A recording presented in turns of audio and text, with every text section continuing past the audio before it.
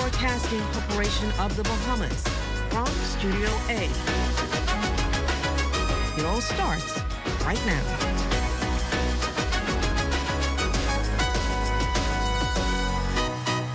Hello and welcome everyone. It's Wednesday, May 14th, and you're tuned into the ultimate destination for all things lifestyle, entertainment, and everything in between. I'm Jiminita Swain, and you're watching What's Trending, the show where we bring you the latest trends, hottest news, and insider tips on living your best life. Whether you're here for fashion, food, fitness, or the latest buzz from social media, we've got you covered. Let's dive in. In the ongoing trial of Sean Diddy Combs' former girlfriend, Cassie Ventura, took to stand, delivering harrowing testimony about years of alleged abuse. Cassie detailed violent incidents, including a 2013 assault that left her needing stitches and being coerced into non-consensual acts orchestrated by Combs. She also revealed using aliases like Jackie Star during these events and being instructed to ensure women weren't undercover officers.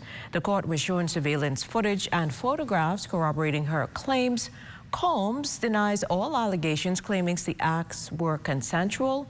The trial continues with Cassie's testimony shedding light on the disturbing allegations. Well, in a shocking turn, actress and singer Hailey Bailey has been granted a restraining order against her ex, rapper Diddy, following allegations of domestic abuse on the order, which is effective until June 6, where there will be a hearing. The order also protects their 17-month-old son, Halo. Bailey claims DDG was physically, verbally, emotionally, and financially abusive during their relationship and continued after their separation. She alleges multiple acts of physical violence, including a January incident where DDG allegedly pulled her hair and slammed her face into a steering wheel, resulting in a chipped tooth. DDG has denied the allegations, calling them false and untrue. The case has drawn significant public attention, with fans and supporters rallying behind both parties. And in a groundbreaking art sale, Italian artist Salvador Garo has sold an invisible sculpture titled "I Am," fetching a staggering $18,000. No, that's not a typo. The sculpture is literally invisible. Garo describes it as a vacuum that occupies space and emits energy. It's a masterpiece of nothingness. The buyer received a certificate of authenticity and instructions to display the invisible art in a well-lit area. Talk about a minimalist dream. So if you're looking to invest in art that takes up no space, this might be your chance. Well, coming up in the show, we're talking road safety with J.S. Johnson and how clean driving can save you money. Then we shift gears with Captain Fernley Palmer as he reflects on his time in the Boys Brigade. Stay tuned. You're watching What's Trending.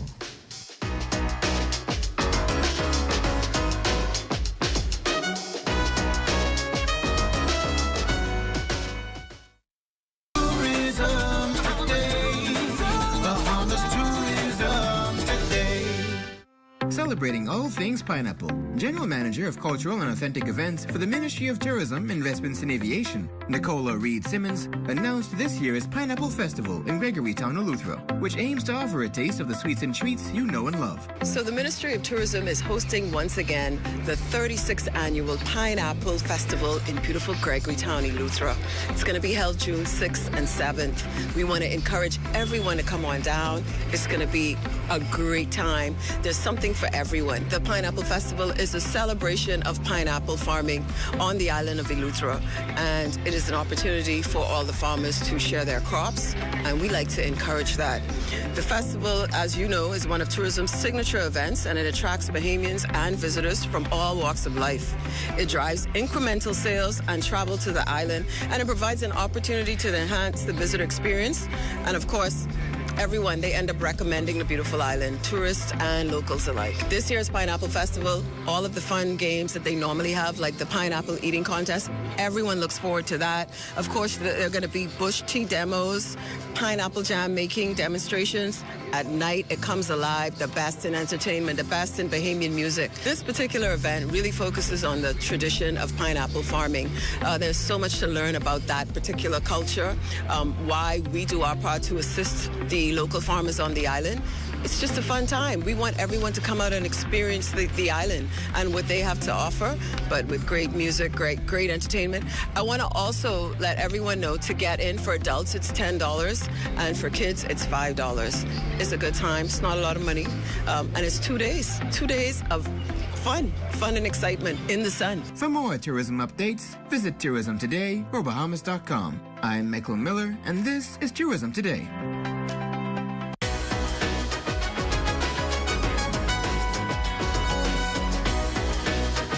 Every time you buckle up, obey the speed limit and stay alert behind the wheel, you're not just protecting lives, you might also be protecting your wallet. As the world marks the 8th United Nations Global Road Safety Week under the theme Streets for Life, hashtag make walking safe, hashtag make cycling safe, we're zooming in on how safe driving can lead to real financial rewards.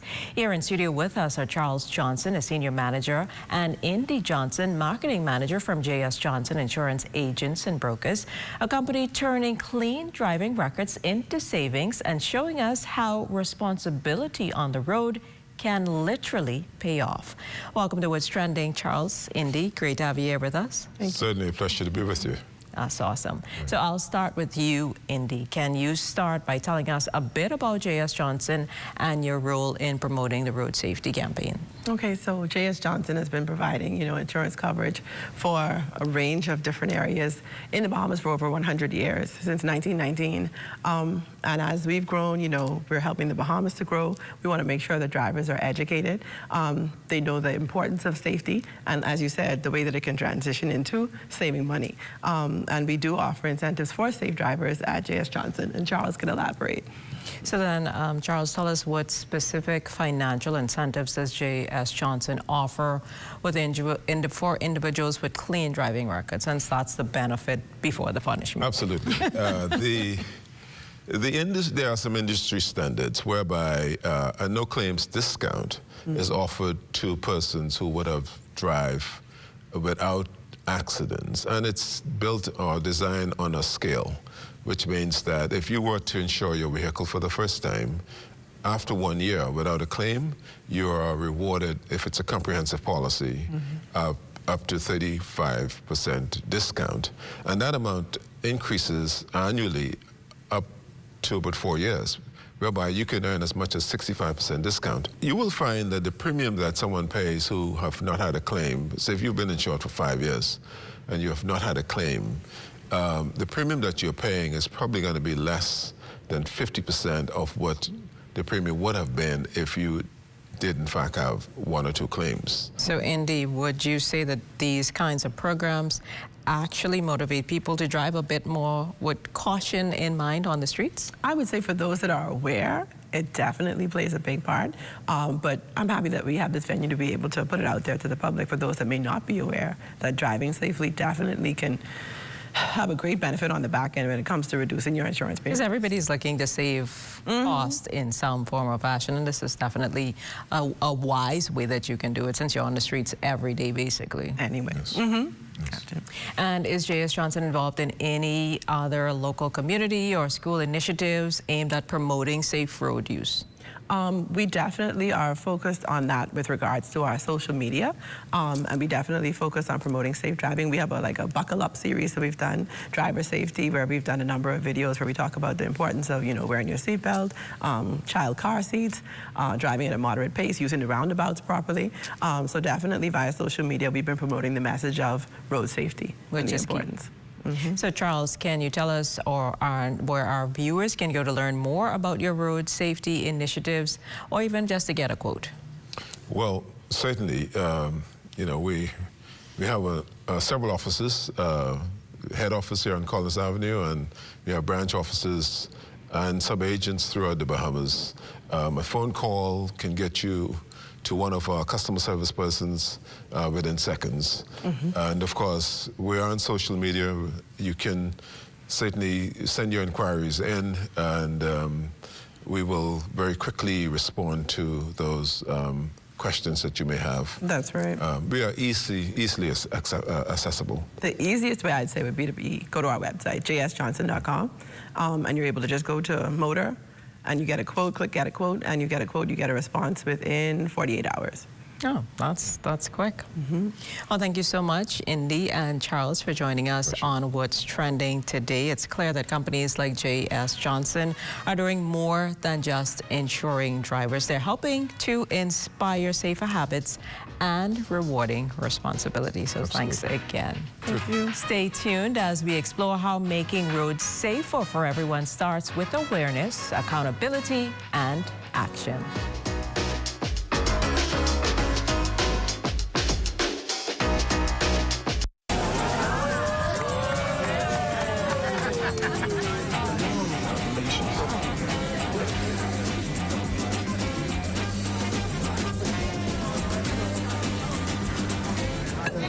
Diet-friendly special.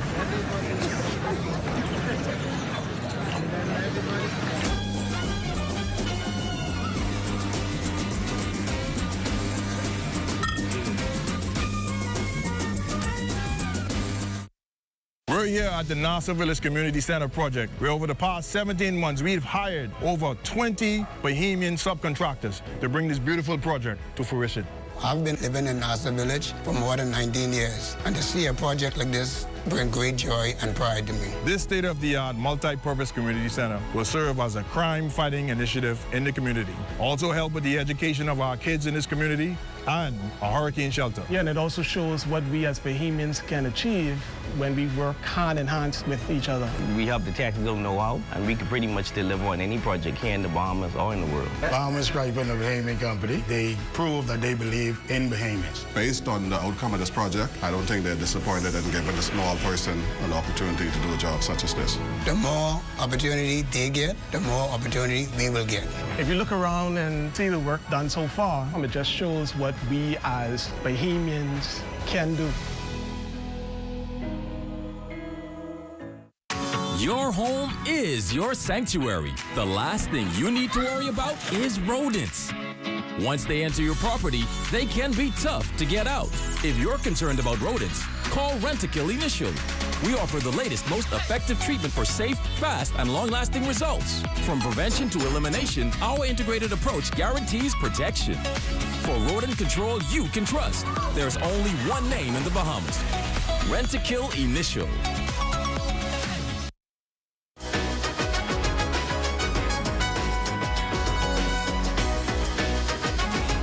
That road traffic injuries are among the leading causes of death and disability worldwide. Each year, approximately 1.2 million people lose their lives on the roads and up to 50 million more are injured. Tragically, road crashes are now the #1 killer of young people ages 5 to 29. Pedestrians and cyclists, often the most vulnerable road users, account for more than 1 in 4 of these deaths. In recognition of this global crisis, the 8th United Nations Global Road Safety Week is shining a spotlight on the urgent need to make walking and cycling safe. The campaign calls for concrete action at national and local levels to promote safe, accessible, and sustainable transportation. Of the 3,200 people who die every day on the world's roads, roughly 1/4 are pedestrians and cyclists. There are some variations across regions. In Africa, for example, 1 in 3 road traffic deaths are pedestrians. And in the Western Pacific, 1 in 7 are cyclists. Meanwhile, 80% of the world's roads fail to meet pedestrian safety standards. And just 0.2% have cycle lanes, leaving these road users dangerously exposed. We need and we can do better. Dr. Etienne Crudge, director of the World Health Organization's Department for Social Determinants of Health, outlined some of the key challenges pedestrians and cyclists face globally. While walking and cycling should be safe and healthy forms of mobility, current statistics tell a troubling story, underscoring the need for immediate, coordinated action. If our ambitious fatality reduction targets are to be met, we need political will for accelerated action on proven measures. As reflected in the Global Plan for the Decade of Action for Road Safety 2021-2030, such measures include better laws and law enforcement, for example, around speeding, using of phones while driving, and drinking and driving. Better vehicles and infrastructure with sidewalks, bicycle lanes and safe crossings, and better emergency care systems. Many countries are taking steps in the right direction and prioritize our right to safe mobility. However, governments must continue to rethink mobility, improving safety so that people are able to make more healthy and sustainable transport choices. Dr. Krug emphasizes that a number of proven strategies are available to governments and communities to reduce fatalities and injuries on the roads. These include safe walking, cycling, and using public transport, which are better for people and the planet.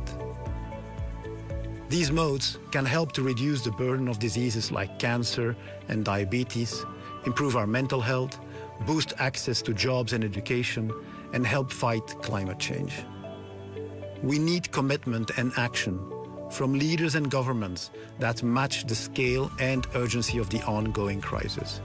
These strategies include safe infrastructure like protected bike lanes, lower speed limits, and inclusive urban planning that puts people, not cars, at the center of transportation design. And here in the Bahamas, where both pedestrians and cyclists are a regular part of the traffic landscape, the call to action is just as relevant. Whether in bustling Nassau or on the more tranquil streets of the Fernley Islands, many Bahamians rely on walking and cycling every day. Yet, the infrastructure often fails to support safe travel. There are few dedicated bike paths, limited pedestrian crossings, and high rates of speeding, all of which put vulnerable road users at risk. Creating safe roads in the Bahamas isn't just a transportation issue, it's a public health imperative. If we envision a future where cyclists and pedestrians can move safely and confidently through our communities, we must invest in smarter urban planning, better enforcement, and public awareness. One day, dedicated bike lanes and pedestrian-first policies can become a way of life across our islands, but only if we take action now.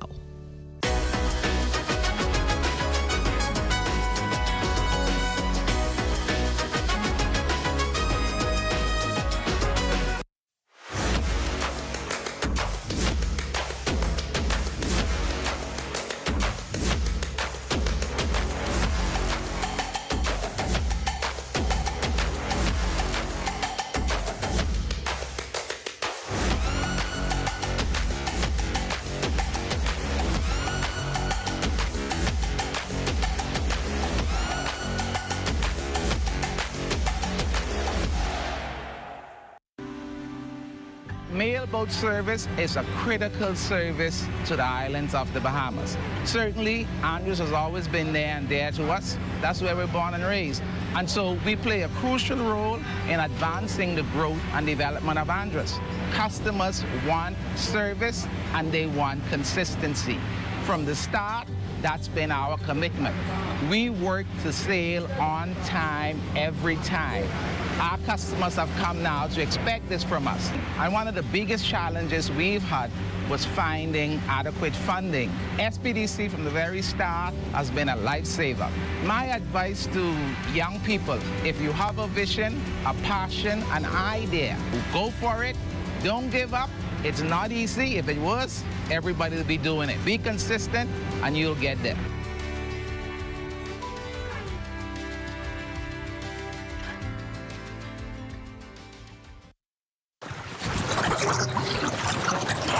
Hey, honey! You got no message for me yet?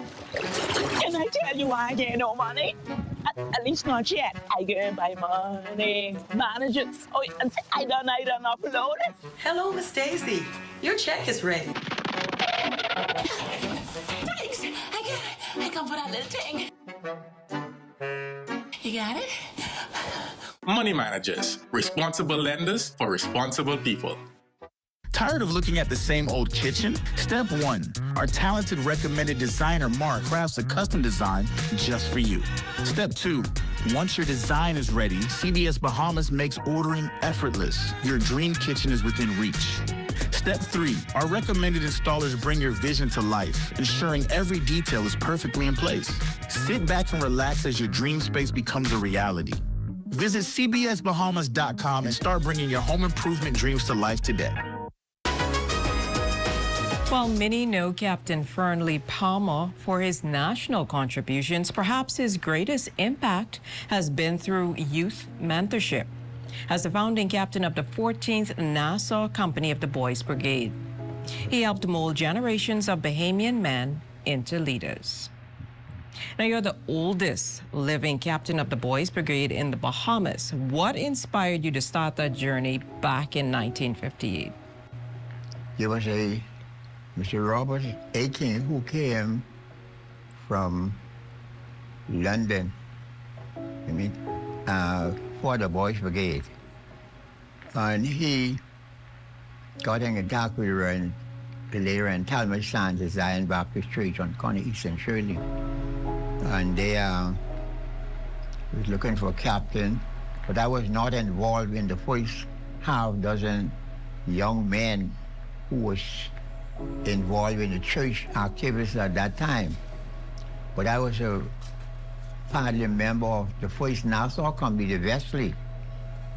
And hearing about me, Reverend Sands introduced me to Mr. Robert Aiken. And I went up the very first night to the Boys Brigade in Zion, because that's the church I was christened to and attend and still a member. And again, I was introduced to Mr. Aiken. And the officers, the 6 young men who they sent at that time, could not line up the boys who came out to join the first night. So then I was asked, with my experience from number 1 company, to join the line of the boys. And I put the 6 officers with the boys who came to join that night as one straight line. You and I lined them up. Got them in order. Yes. And then after a few drill movements and showing them how to drill, I was calling the Reverend Sands office the same night. And Mr. Aiken, who was a secretary training officer from London, from Scotland, he recommended that I be the captain. And that very night, they made me the captain. And you started, I think you said, from the age of 14 or 13. When did your parents put you in the Boys Brigade? My parents put me in the Boys Brigade at the age of 13. So you're very familiar about I know all the Boys Brigade movement, the drill. I know everything, just about everything about Boys Brigade at that age. How would you say the needs of young men changed over the years, like from when you joined to now? I think you said you were in it until up to last year, very active. Yeah, the young man has changed, but it comes right back to the parents. The parents. If the parents don't bring, it's a church organization. The Boys Brigade must be attached to a church. Wesley Boys Brigade, St. Vanos Boys Brigade, Zion Boys Brigade, Bethel Boys Brigade, St. John Boys Brigade. Desmond Fernando, president of his church, New Destiny Boys Brigade. This is the base of the church, is the religion and discipline. So if the parents don't bring the boy to church, or we don't recruit them from Sunday school, then we as officers go street walking and try through the corners to recruit boys to join the church. But they go right back, and for the whole country, it's still their parents. If the parents bring the boys to those churches, the captains, the church, the pastors, will take the boys. Can you recall a moment when you truly felt that you were making a difference in a young man's life through Boys Brigade? Yes. Yeah, I felt that because I can see the results of plenty of the boys through the Boys Brigade. For instance, the 10th of May 1980, when the Flamingo went down, there was 4 boys from the 14th Company on that boat. 2 survived and 2 went down. Gregory Curry, still alive today to my knowledge, he said, Captain Palmer, the last word I heard Tucker said was, "Oh, Lordy." but they train in Zion Sunday School room. Recommend it. Use the life. So let's talk about the current state of the Boys Brigade in the Bahamas City. What are your thoughts on it? We doing what we can. I still think through the council. The council could do a little more. Okay. Yeah. It come right back to the council to say to the officers, the captain and the officers, give them the instruction, give them the program, and they'll filter that through the church. And then that it'll spread into the community so we can do a little more. What's your advice, or what advice would you offer to young people about leadership, discipline, and purpose? You can't beat the Boys Brigade. There's good organization, the Boy Scout, the Girls Brigade, Girl Scout, the Pathfinders, they're beautiful organization, baseball, basketball. But when it comes to the Boys Brigade, you see, we have a twin pillar, religion and discipline. And any country, any organization, anything, without religion and discipline, it cannot stand. That's why we have the Boys Brigade.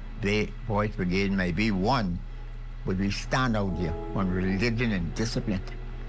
And in this world full of distractions, how can we keep our youth engaged and inspired? The Boys Brigade program for that. It come right back. You send your boy to the Boys Brigade, the program. They will differ, they'll go off. No. But the base, the foundation, they wouldn't go very far. Check the record with the CID, Royal Bahamas Police Force, see how many boys in the Boys Brigade in this country got themselves in trouble with the law. You can't get 100%, but the percentage is very small, very small. You're watching What's Trending, and trust me, there's more ahead after the break. Stay with us. If you would like to be a part of What's Trending, DM us on Instagram at What's Trending on ZNS.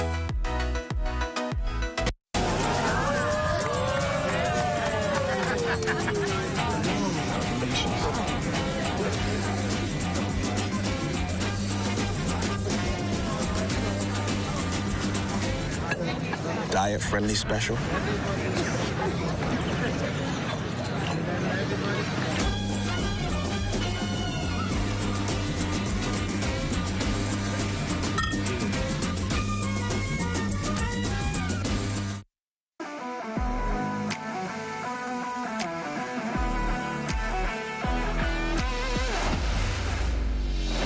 Bahamas Rundown group of companies, we have been in Exoma now for the past 4 years, carrying out our paving program. A part of our company's philosophy is to do some work to international standards. So when you look at our paving division, we have a state-of-the-art lab to do all of our testing in-house, as well as a state-of-the-art asphalt plant with a trained technician carrying out the work on that site. The overarching goal of our company is to produce the work that we're doing in the entire Bahamas to international standards. We also make a difference by the training of our staff. We have a very intensive training program going on to where we are teaching young men how to learn the art of striping. Being a young man myself, I've made mistakes in the past. I was given a second chance to better my life, and it's only fitting that we pass it along. What's important for us is giving them a second chance for them to get a skill and a career that could take them further in life.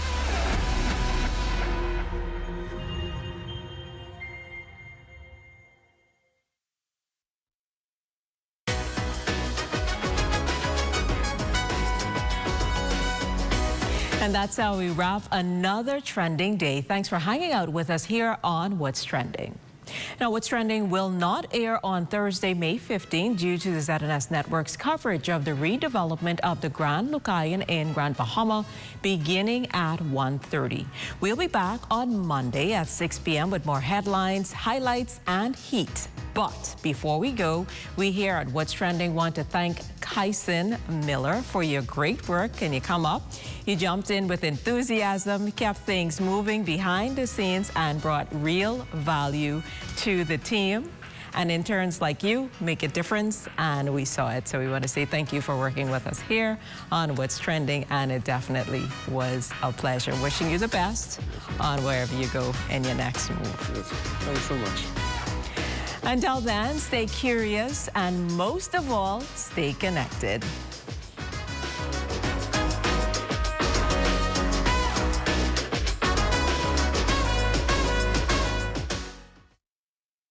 At the Broadcasting Corporation of the Bahamas, I'm Clint Watson, and this is ZNS. This is the Bahamas Tonight, the Northern Edition. Here's a look at tonight's top stories. Officials from the Grand Bahama Power Company break down the cause behind recent island-wide blackouts. Downtown Freeport business leaders look at fresh strategies to boost commerce in the city center. And a Grand Bahamian beauty takes a national crown. Malik Bow named Miss Universe Bahamas 2025. The Bahamas Tonight Northern Edition starts now.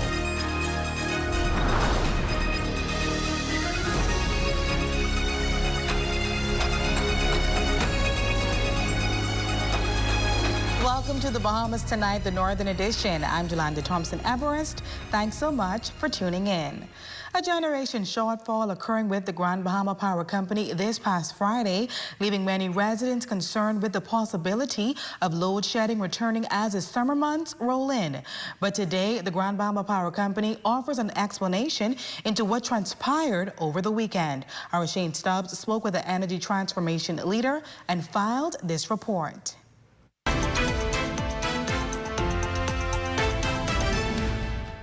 Some residents experiencing a sense of deja vu as pockets of load shedding swept across parts of the island this past Friday.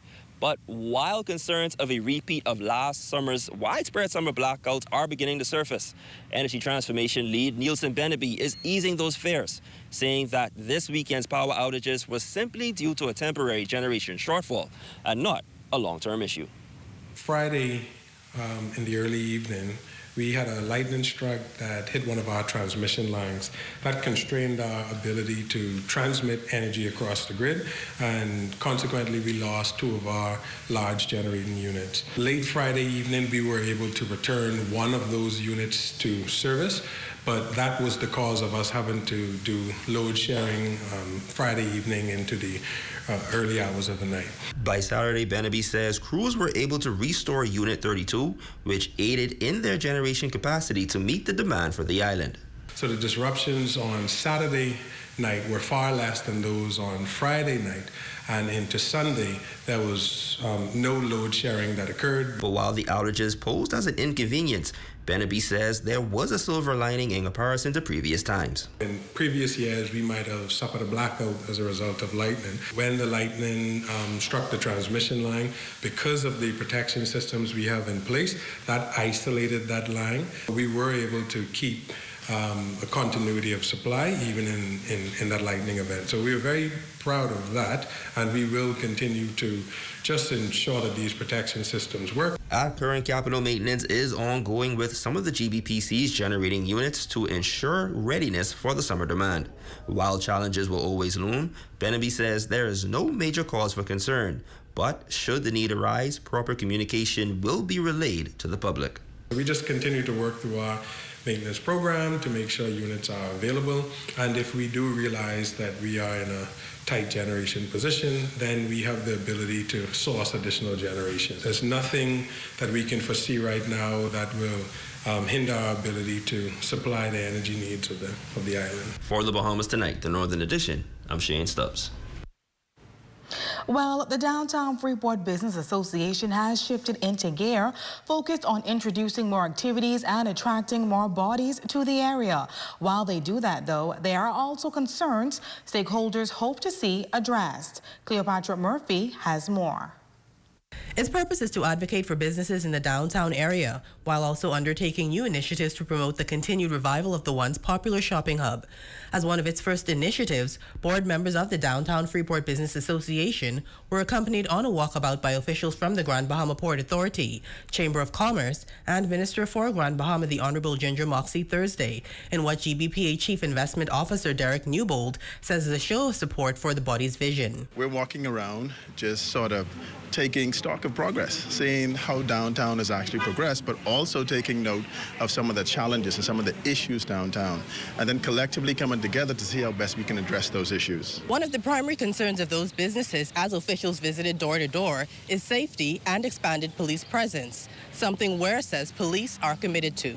Our main trust is the maintenance of law and order, and we have a presence in the downtown area, and we would continue to have that presence. So we are here to work with the business communities, and we support them in their initiative, and we will be here to make sure law and order is maintained. Coupled with safety concerns, President of the Downtown Freeport Business Association, Ghassan Haddad, says the walkabout is also to apprise store owners of its plans for the next year, with cultural events and activities lined up every month to increase foot traffic in the area. We want everybody to be on board with us, because 15 members of us cannot do it by themselves. We need help from the community. We need help from the businesses. We're not doing this for ourselves. We're doing it for everyone. And if we succeed, we all succeed. And if we fail, we all fail.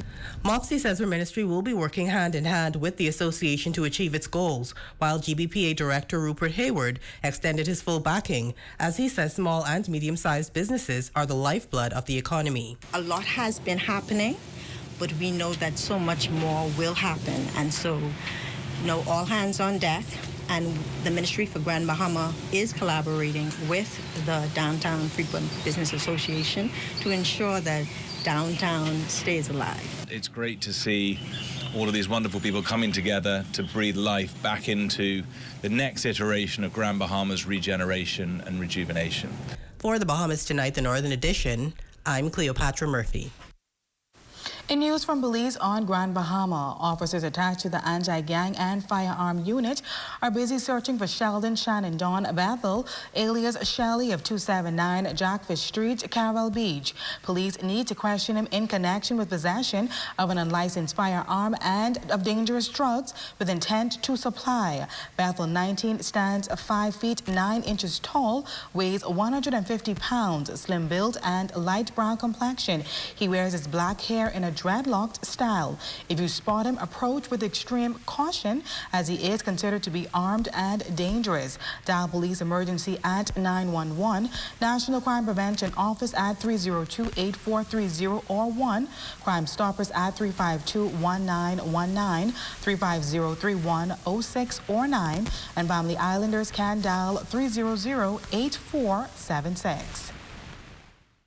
Following recent fire outbreaks across the northern Bahamas, health experts are raising alarms about the dangers of smoke inhalation. Romiko Knowles reports. It's just spreading throughout the community, and they're not aware of how much smoke they're actually inhaling. With the amount of large brush fires that have been ablaze in places like Grand Bahama and Abaco, respiratory therapist Britley Edwards is sounding the alarm and warning of the danger involved in smoke inhalation. The most scary part for me was thinking about persons who would have made the decision to go to sleep. Because oftentimes when you do go to sleep, if the smoke is just spreading throughout the community, and they're not aware of how much smoke.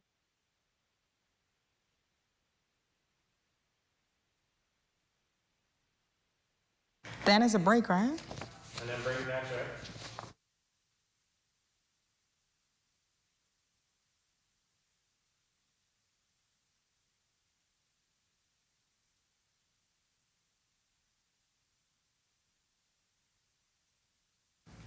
Following recent fire outbreaks across the northern Bahamas, health experts are raising alarms about the dangers of smoke inhalation.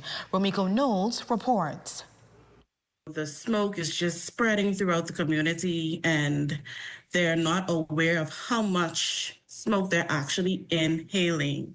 With the amount of large brush fires that have been ablaze in places like Grand Bahama and Abaco, respiratory therapist Britley Edwards is sounding the alarm and warning of the danger involved in smoke inhalation. The most scary part for me was thinking about persons who would have made the decision to go to sleep.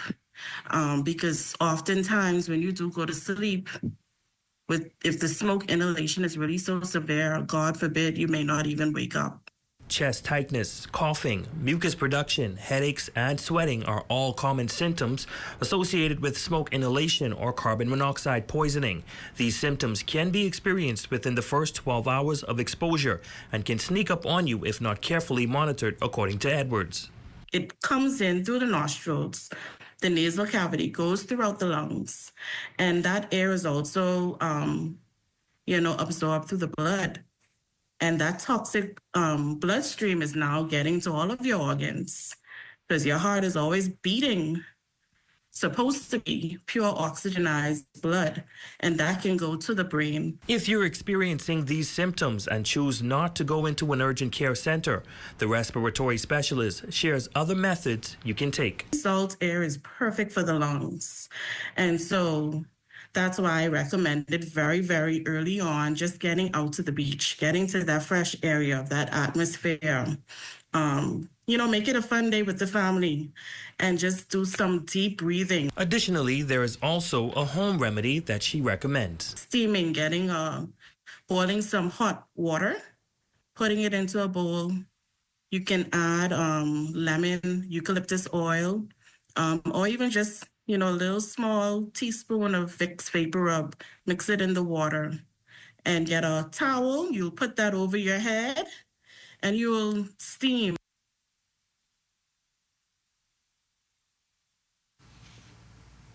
She came, she conquered, and now she's been crowned.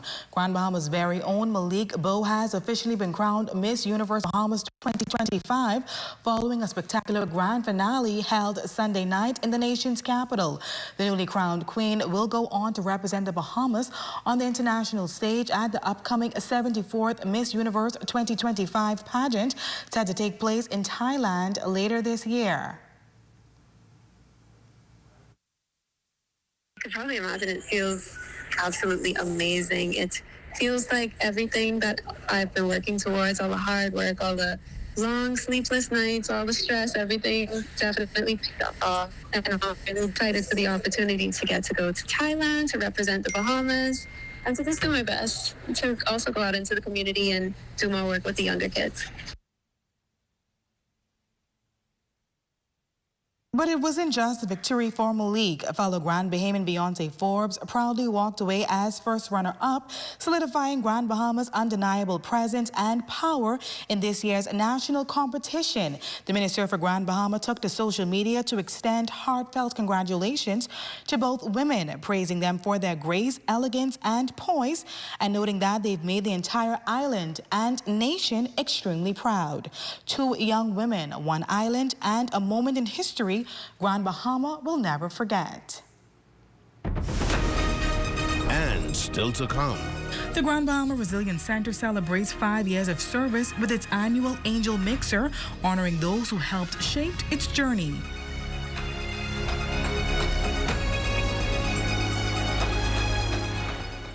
Hear that? If you listen closely, you can hear the heartbeat of a nation. That unique sound of a great country, pounding with colorful history, a rich culture, and unwavering ambition. When you look around, you recognize its pulse. The people who love to celebrate, who identify with triumph, a people who know how to be our brother's keeper. Commonwealth Bank, built by Bahamians, here for Bahamians, Bahamians helping Bahamians. Come on down and see what Dolly Madison has in store for you. Renovate and rejuvenate at Dolly Madison. They're back. The night before, a play by S.L. Shepard at the Regency Theater, May 30th and 31st. Lies, betrayal, and deception. It's all in the family. Don't miss the first annual Home and Hardware Expo, Saturday, June 7th at Pelican Bay from 2 to 6 p.m. Enjoy free exhibits, giveaways, and expert demos, plus an $150 short-term rental session at 3. Call 352-6126 for more details. Be a hero at the 3rd annual Gift of Life Blood Drive. Join the Ministry for Grand Bahama on Saturday, May 31st from 9 a.m. to 2 p.m. at the Collab Unit Harold de Gregory Building. Call 350-6700 extension 4687 for more information. Come and be blessed at the New Life Worship Center in Freeport, Grand Bahama, where Bishop Simeon Ouden is the senior pastor. Services are on Sunday at 9 a.m. and Tuesdays at 7 p.m. Come and experience a time of praise and worship in the Word. His prophetic voice is heard internationally and globally. Can I prophesy over your life? As you are serving God in this season, any reward connected to kingdom service, receive it. Now he's coming to Grand Bahama. Prophet Osborne Blankson Edham, all the way from Ghana, Africa, will be ministering at the School of the Prophetic Ministry Hospital this Sunday, May 25th at 11 a.m. and Monday, May 26th at 7:30 p.m. Prophet Osbert Blankson Edham, all the way from Ghana, Africa, at the School of Prophetic Ministry. Come and be blessed. Here at Freeport Decorators, we have hundreds of products for you to choose from. Whether you're in the market for trophies, plaques, rubber stamps, corporate signs, any kind of interior signage, stamps, or seals, we're your one-stop shop. We feature glass, acrylic, crystal awards for every occasion. We build all the trophies here on site. Looking for a gift item? We feature pens, key rings, mugs, tumblers, barbecue tools, even bamboo cutting boards. Have something already? Bring it on down. Let us see if we can print that special something on it for you. Need a headstone? Memorialize the memory of your loved one with a beautifully lasered granite marker. Our store hours are Monday to Friday, 9 to 5. We focus on customization. So if you have an idea or a new concept, bring it on down or call us at 352-5557 or even WhatsApp your idea to us at 646-0777 and we will do our best to make your awards and recognition ideas a reality.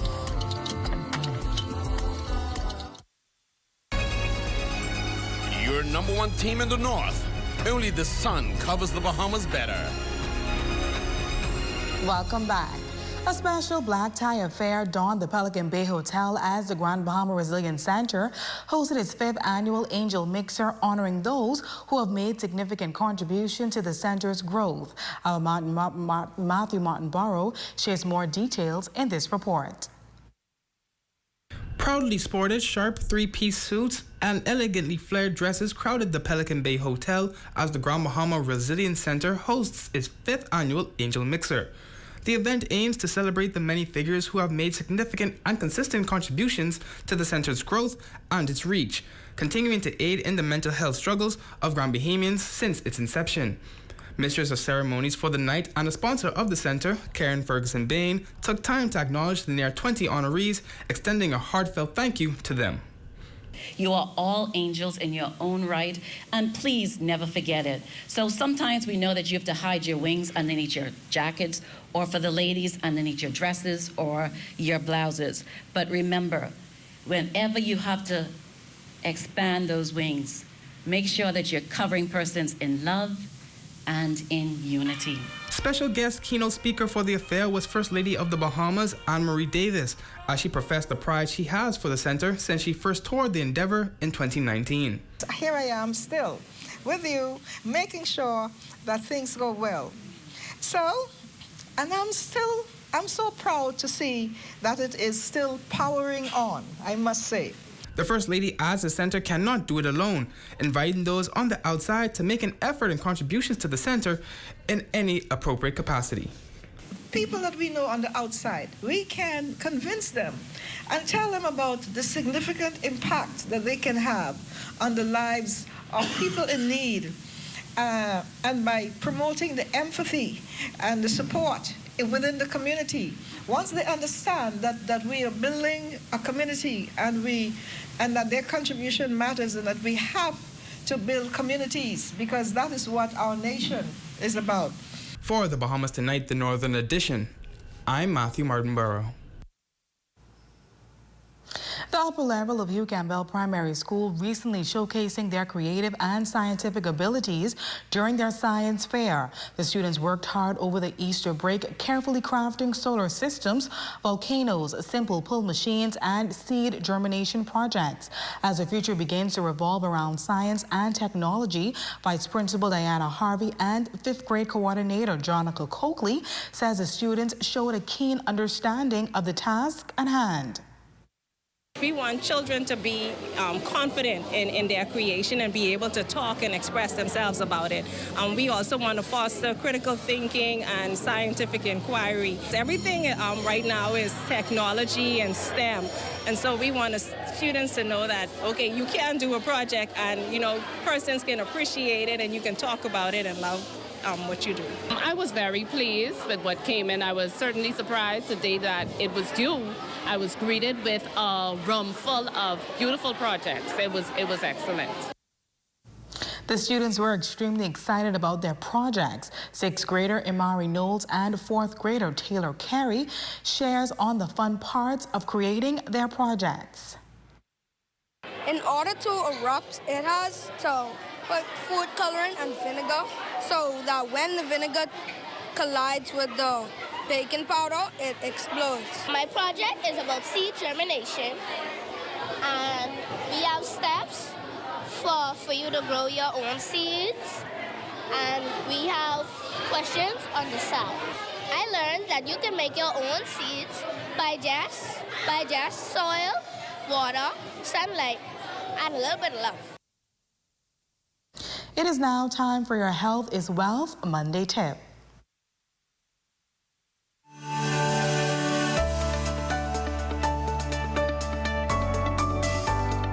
Lupus is a long-lasting inflammatory disease that occurs when the body's immune system attacks its own tissues and organs. Although women with lupus have a greater chance of experiencing pregnancy complications, most women can safely become pregnant and have babies who are healthy. Some problems that can occur during pregnancy that you should be aware of are lupus flares, hypertension complications, miscarriages, and preterm delivery. If you are thinking about pregnancy, it's important that you ensure that your lupus is under control. Review medications with your doctor, as some of them may not be safe to take during pregnancy, and choose an obstetrician who's an expert in managing high-risk pregnancies. I'm Dr. Ronnie Pratt, and remember, your greatest wealth is your health.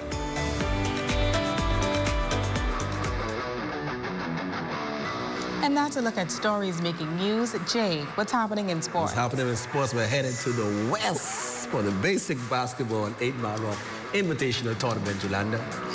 All right, sports is up next, but first a check on your local weather forecast.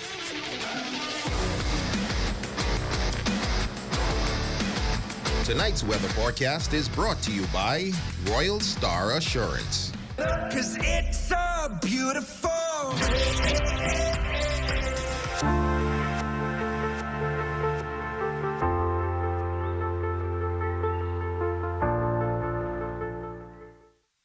Here at Island Bedding, we provide Bahamians a local option for factory direct quality sleep products. We have also expanded to include a range of furniture and home accessories. Check out our new living room pieces, including sectional, TV stands, accent tables, and more.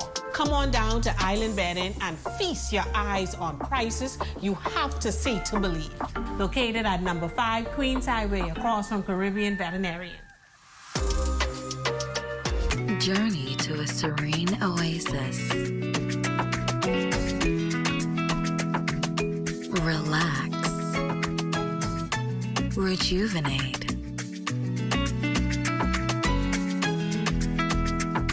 Renew. Welcome to Renew Day Spa. For appointments, call 352-RENU.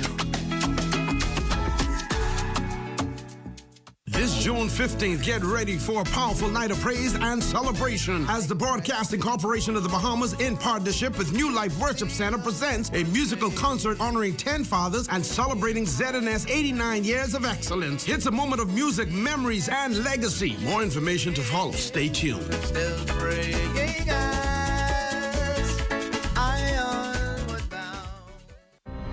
His prophetic voice is heard internationally and globally. Can I prophesy over your life? As you are serving God in this season, any reward connected to kingdom service, receive it. Now he's coming to Grand Bahama. Prophet Osborne Blankson Edham, all the way from Ghana, Africa, will be ministering at the School of the Prophetic Ministry Hospital this Sunday, May 25th at 11 a.m. and Monday, May 26th at 7:30 p.m.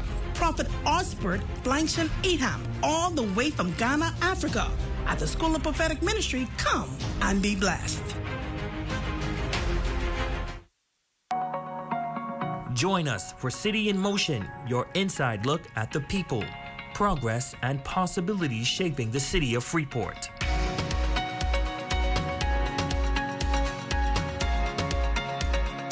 Each week, we bring you the stories behind the movement.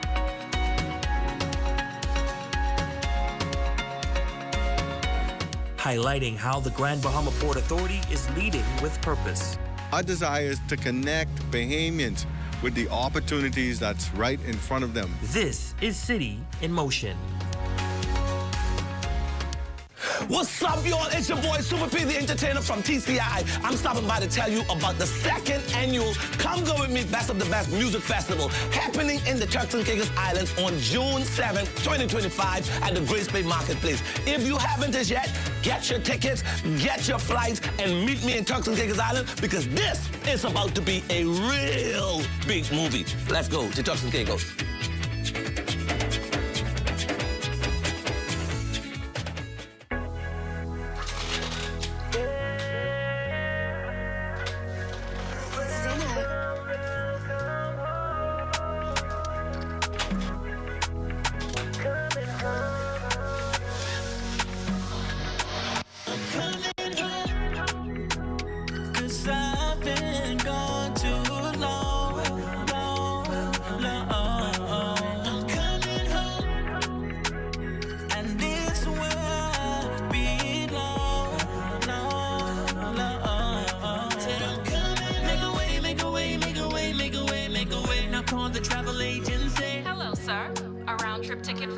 This time I'm on a one-way.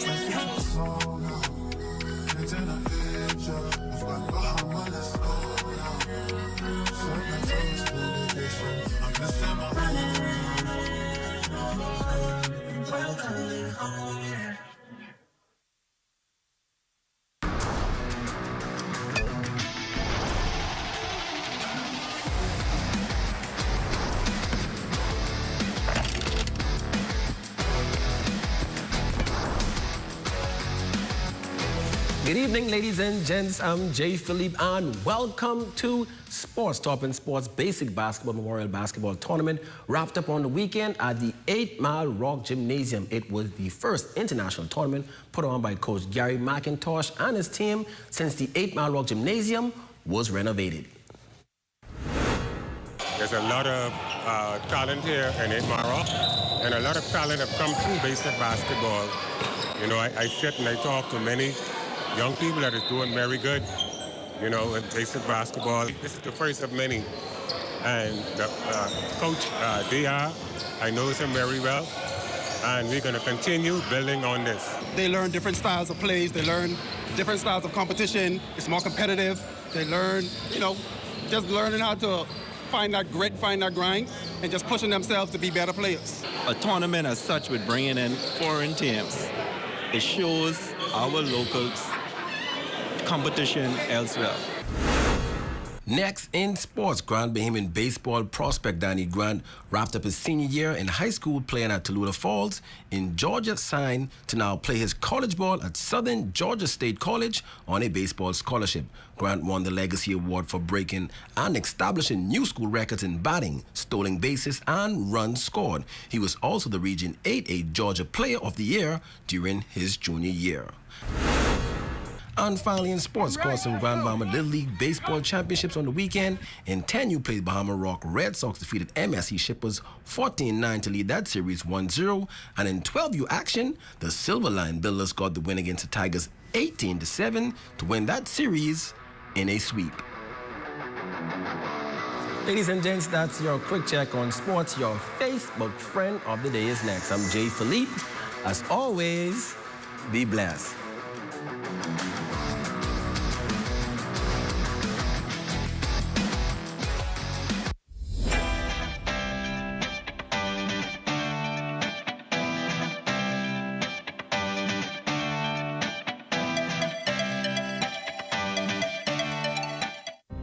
His prophetic voice is heard internationally and globally. Can I prophesy over your life? As you are serving God in this season, any reward connected to kingdom service, receive it. Now he's coming to Grand Bahama. Prophet Osborne Blankson Edham, all the way from Ghana, Africa, will be ministering at the School of the Prophetic Ministry Hospital this Sunday, May 25th at 11 a.m. and Monday, May 26th at 7:30 p.m. Prophet Osborne Blankson Edham, all the way from Ghana, Africa, at the School of Prophetic Ministry. Come and be blessed. While others see customers as numbers, we see our customers as people, neighbors, friends who deserve more than one-sided connections. That's why we are redefining what real connection is by prioritizing our customers and showing our appreciation by putting our money where your loyalty is. BTC customers, claim your $200 Bahamas Air gift card when you add postpaid mobile to your internet plan. That's loyalty that flows both ways. Hi, this is me, KB. This is Sweet Emily. It's your boy D-Mark. This is your boy Jack. It's your girl Nishi LS. It's TCI Most Wanted DJ Shakes. It's me now, Funky D. It's your girl Jama. This is Corey Forbes. This is Wilfred Solomon. It's your boy Puzzle Man. It's your boy Shad Gawley from Shad Gawley and the VIPs. It's your boy Young Squad. This is the Ancient Man. It's your boy Frontier, representative for the Provision Band Boys. It's your boy Mikey. Spread, Barbara Johnson, Alroy. This your boy Shine 242 inviting you to come go with me. Best of the best music and jazz festival. Featuring the Bahamas and the Turks and Caicos Islands' best artists. Come go with me. Right down there in Provo. In the Turks and Caicos TCI. Listen, June 5th to June 9th. We going down Turks and Caicos At the Grace Bay Market. You ask who's the host, it's the host with the most, Super P the Entertainer. Gates open at 9 p.m. and showtime is 10:30 sharp. Tickets are $75 general, $150 VIP. Now, I know you all like your skyboxes and your VIP tables, so make sure you contact Jason Francis at... Hi, I'm Melissa, and I'm a survey enumerator with the Bahamas National Statistical Institute, or BNSI. For the next few months, we will be conducting the Household Expenditure Survey on various islands. You might be wondering, why is this survey important? Well, it helps us to determine the poverty line and assess how to ensure everyone has access to the basic services they need. This information is used by the government, businesses, researchers, and students to make informed decisions and plan for the future. We know that your time is valuable, which is why we've made the survey as simple and easy as possible. And don't worry, all your information you provide is confidential. Your participation will help us gather accurate information that will benefit everyone in the Bahamas. Thank you for your cooperation and being a part of shaping the future of the Bahamas. Your number one team in the North. Only the sun covers the Bahamas better. Bahamas Tonight, the Northern Edition. I'm Yolanda Thompson-Everest. And I'm Jay Philippe. Here's a live look at the Bahamas Tonight, coming your way next.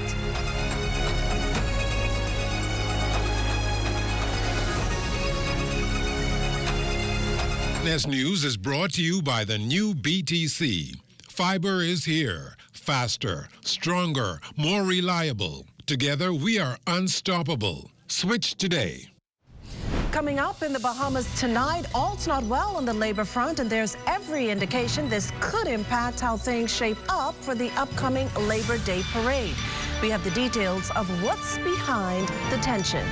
Also, critical shortfalls in human rights. Hear what local parliamentarians suggest be done to right the wrongs. And it all came tumbling down. AML's Old Trail stores reduced to rubble. The Bahamas Tonight, the National Report, starts now.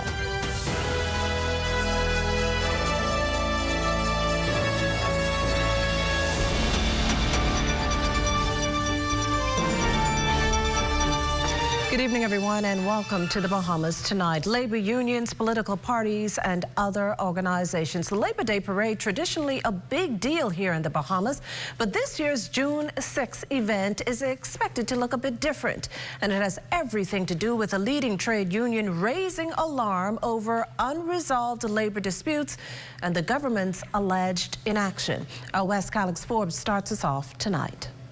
We will not be on any march this year. The umbrella union will not participate in the upcoming Labor Day parade. And here's what's behind the standoff. How could a minister issue a strike certificate or entertain a trade dispute against herself? Ferguson further criticized the lack of progress after 3 years of talk with the Minister of Labor, Minister Pia Glover-Roll, claiming no significant union has seen results from the government intervention. He also slams the current minimum wage, saying, If I go for dinner tonight and the dinner costs $500 something, you tell me, how you gonna tell me $260 is adequate for a family of four? With Labor Day fast approaching June 6, the TUC says it will not join the traditional march, citing it's political. Instead, it will focus on advocating for workers' rights. We're not going to be involved with something that is political. Let them join us. Become workers. The TUC remains firm in its call for fair wages and accountability from the Bahamian government. For the Bahamas Tonight, I'm Wes Alex Forbes. Now, according to Labor Minister, the Honorable Pia Glover-Roll, labor relations in the Bahamas are stable, adding that she's pleased with the progress her ministry is making and that big things will be announced in the upcoming budget. Well, in other news tonight, the countdown is on to the second annual Bahamas Business and Investment Forum this week in New York City. The forum taking place amid growing interest in investment opportunities here in the country, and organizers are hoping to capitalize on just this. Our Corvell Pyfrom is here with a preview of the two-day event. Corvell? A year ago at this very event, it was Deputy Prime Minister Chester Cooper at the time who told attendees that the Bahamas is open for business. Well, following the highly successful launch of that inaugural event a year ago in Washington, D.C., Bahamian Ambassador to the U.S., Wendell Jones, and his team are hard at work putting the finishing touches on this year's Bahamas Business and Investments Forum, set to take place in New York City. To talk about real estate development, to talk about public-private partnerships, to talk about the financial services sector. And so we have invited a number of business leaders in the Bahamas, along with other members of the government, to come to New York to meet and to talk about our wonderful country. There will be panel discussions on a number of topics that dive deeper into investment and business opportunities across a wide range of sectors. Interest in the forum for potential investors is encouraging, says Ambassador Jones. We have done a very good job, I think, in advertising this forum, and quite a number of investors or potential investors, people in the financial services sector, businessmen in the United States from a number of states have registered already to participate in the forum. And so we expect in excess of 200 or so potential investors to be attending this forum. And the recent purchase of the Grand Lucayan Resort on Freeport, the ambassador says, offers proof that interest in the Bahamas is high.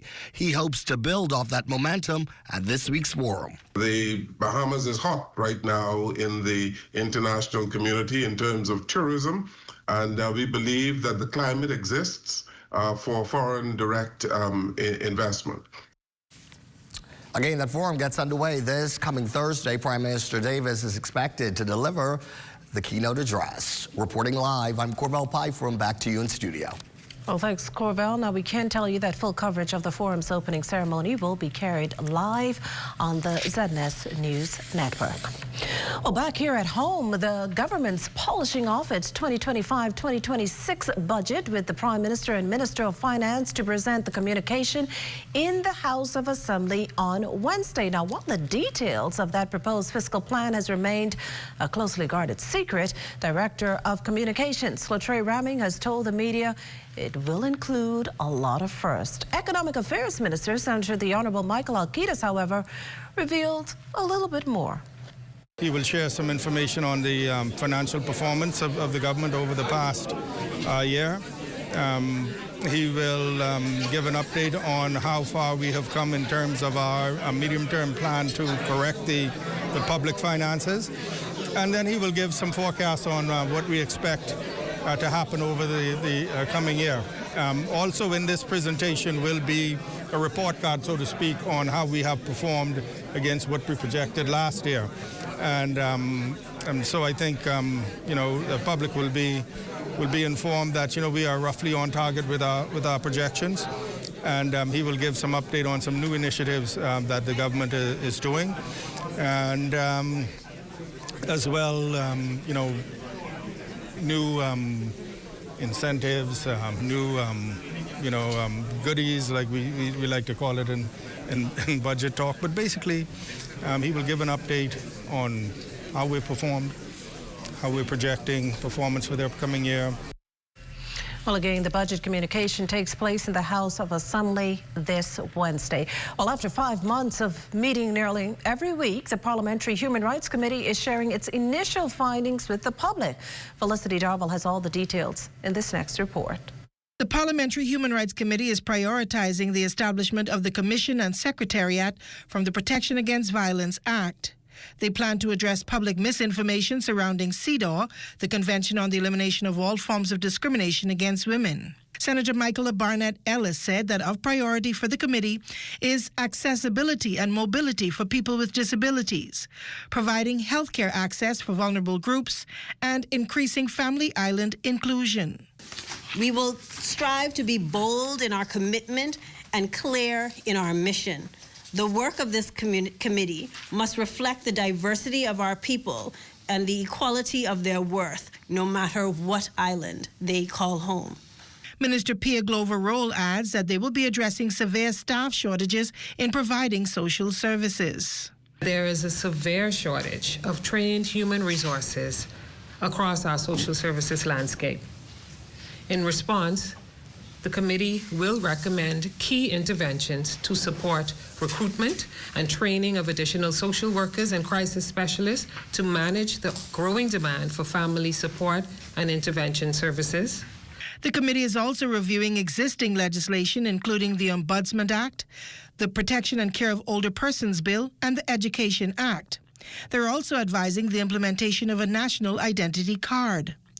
Dr. Eresia Hepburn-Forbes said that they want to accelerate the completion of the National Development Plan and establish formal protocols for information sharing. A lot of our organization operates in silos, and in order to ensure that we have continuous information sharing to break down some of those silos, the goal is to establish formal protocols, maybe committees and other working groups. Across political divides, members of the Parliamentary Human Rights Committee are putting differences aside to find common ground on the fundamental human rights that should be equally guaranteed to all Bahamians. For the Bahamas Tonight, I'm Felicity Darville. Coming up, the first phase of AML Foods starting afresh following last month's fire. You're watching the Bahamas Tonight, the National Report. That and more news in a moment. If you listen closely, you can hear the heartbeat of a nation. That unique sound of a great country, pounding with colorful history, a rich culture, and unwavering ambition. When you look around, you recognize its pulse. The people who love to celebrate, who identify with triumph, a people who know how to be our brother's keeper. Commonwealth Bank, built by Bahamians, here for Bahamians, Bahamians helping Bahamians. KFC is giving you more to love with our KFC Bucket Meals with large size. Get the KFC Family Bucket featuring 8 pieces of juicy chicken, family fries, and 4 biscuits that feeds 4. A KFC Deluxe Bucket with 10 pieces of delicious chicken, 2 larger sides, and 4 biscuits that feeds 4 to 6. Or a KFC Party Bucket with 15 pieces of our chicken, 3 larger sides, and 6 biscuits that feeds 6. And we'll handle the dishes, plates, and utensils included, so you can lick your fingers and reach. KFC knows value, and it's finger licking good. While others see customers as numbers, we see our customers as people, neighbors, friends who deserve more than one-sided connections. That's why we are redefining what real connection is by prioritizing our customers and showing our appreciation by putting our money where your loyalty is. BTC customers, claim your $200 Bahamas Air gift card when you add postpaid mobile to your internet plan. That's loyalty that flows both ways. Get ready to learn all about digital payments and embrace the future of finance. Ditch the old and say hello to new, faster, and safer ways to pay. Join us next week. Check in with your personal bank, credit union, or digital wallet provider to learn everything you need to know about going digital. To learn more, visit us online at livedigitalbahamas.com and on social media. The future of pay is digital. See you next week.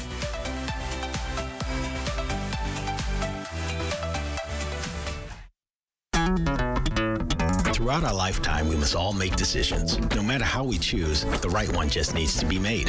Like having J.S. Johnson Insurance Agents and Brokers as your insurance partner. We've been serving the Bahamas for over 100 years. Whether you need home, motor, marine, or commercial insurance, make the right decision. Call 397-2100 or visit jsjohnson.com. JS Johnson Insurance, peace of mind. You're saying that a growing number of Bahamians are abandoning their parents. Put your hands up. Let me see if you all agree. Look at that. My son is living, but there's a reason why I don't see him. I found that Demetrius home is love. Join host Debbie Bartlett as we take social services to the people by overthrowing the pain and neglect of our country's darlings with love and respect. Tune in this Monday at 9:30 p.m. on ZNS Television for Episode 3 of Taking Social Services to the People. Social services, the heartbeat of the nation.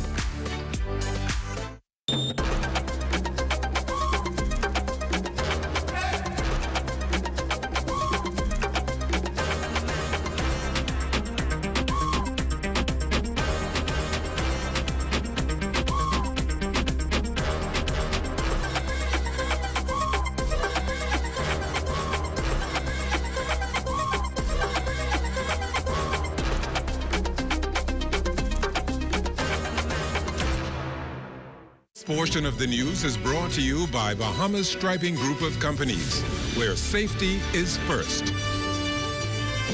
You're looking at a shot there of the Nassau cruise port where millions of tourists disembark to get a taste of the Bahamas. That shot courtesy of drone pilot Neville Smith. Welcome back. The Prime Minister, the Honourable Philip Davis, is tonight defending his administration's efforts to slash net imports, and this in the wake of the Bahamas National Statistical Institute disclosing an 18% increase in imports, totaling some $4.9 billion worth of goods. Well, Davis says while the government is working feverishly to cut down that bill in an effort to push the country to become more self-sufficient, he counters that the increase in imports could very well be a positive sign. Well, we're doing as much as we can. You have to look at you got to look where that increase is. We are still a consumptive society. The fact that the increase of imports are up speaks to how well the economy is doing. If we need to import more, it means that we need more. We need more. Why? Because the economy is working and people are working, and that's what we need. Meantime, the government today entering a $35 million public-private partnership with Bahamian company Sustainable Technology and Indian Urban Kisan to create 5 hydroponic farms throughout the Bahamas with the hope of putting a dent in the country's food import bill. Now, according to Minister of Agriculture and Marine Resources, the Honourable Jomo Campbell, the farms are expected to increase the cultivation of leafy greens, herbs, tomatoes, and even okras on 5 islands, namely New Providence, Grand Bahama, Abaco, Andros, and Cat Island. Campbell says the government is set to invest $2.2 million into the phased project. This partnership will be completed in 4 phases. Phase 1 will involve the necessary permits and financing. Phase 2 will involve manufacturing, logistics, construction, and installation, as the project will take place on 5 islands, namely New Providence, Grand Bahama, Andros, Abaco, and of course, Cat Island. Phase 3 of the project is a transitional phase. As the project progresses, the focus will shift towards knowledge transfer and capacity building. The final phase, he says, will be the complete handing over of ownership to the Bahamian government. Prime Minister, the Honourable Philip Davis, says this shift to embrace technology in farming also aids in environmental sustainability. Our country, the Bahamas, is an ocean state. We are one of the most vulnerable countries in the world to the effects of climate change.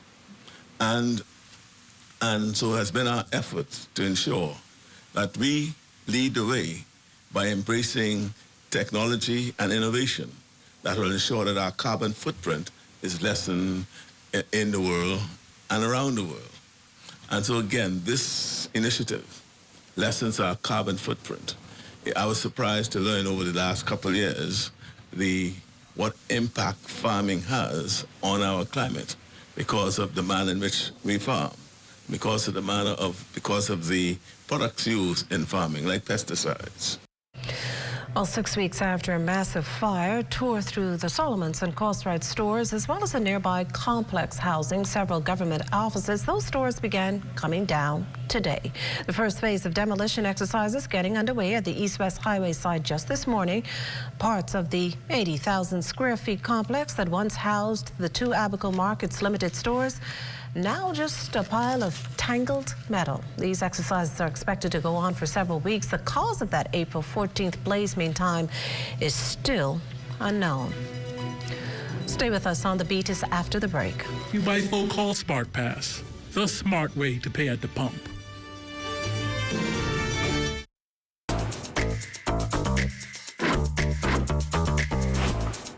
What you doing, man? I'm getting ready for this heat, boy. But you want to see what's in this box?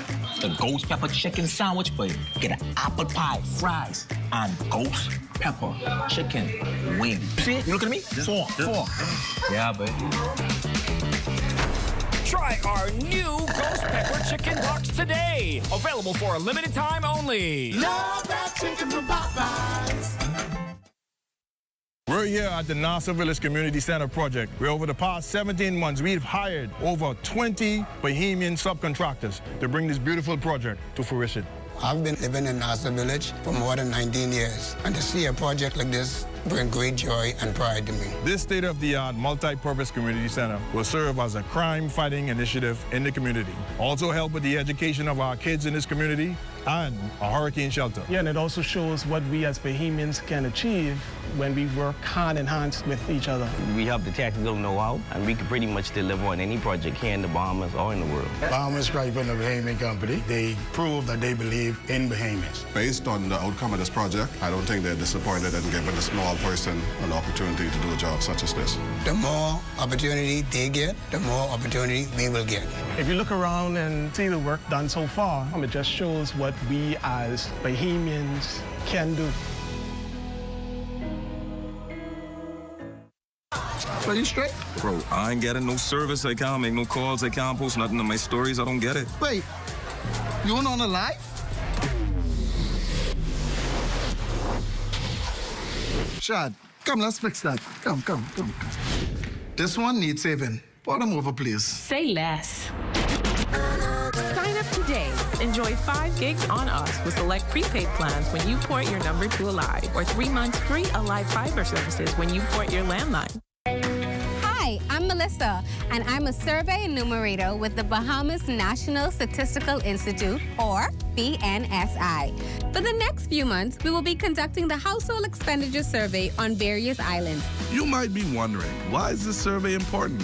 Well, it helps us to determine the poverty line and assess how to ensure everyone has access to the basic services they need. This information is used by the government, businesses, researchers, and students to make informed decisions and plan for the future. We know that your time is valuable, which is why we've made the survey as simple and easy as possible. And don't worry, all your information you provide is confidential. Your participation will help us gather accurate information that will benefit everyone in the Bahamas. Thank you for your cooperation and being a part of shaping the future of the Bahamas.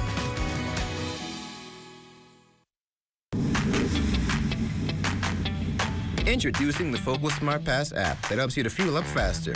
Here's how it works. Download the app on the App Store or get it on Google Play and create your profile with payment details. Visit your nearest Shell station, open the app, scan the pump's QR code, select your payment amount, and begin fueling. Say goodbye to cash and cards because the Focal Smart Pass offers secure and convenient payment options right at your fingertips. Download Focal Smart Pass now and fuel up faster today. This portion of the news is brought to you by 700 Wines and Spirits, bringing celebration across the nation. The need for local healthcare professionals, an ongoing issue. What's comforting, though, is the introduction of a nursing program, as our Danielle Dean tells us in this next report.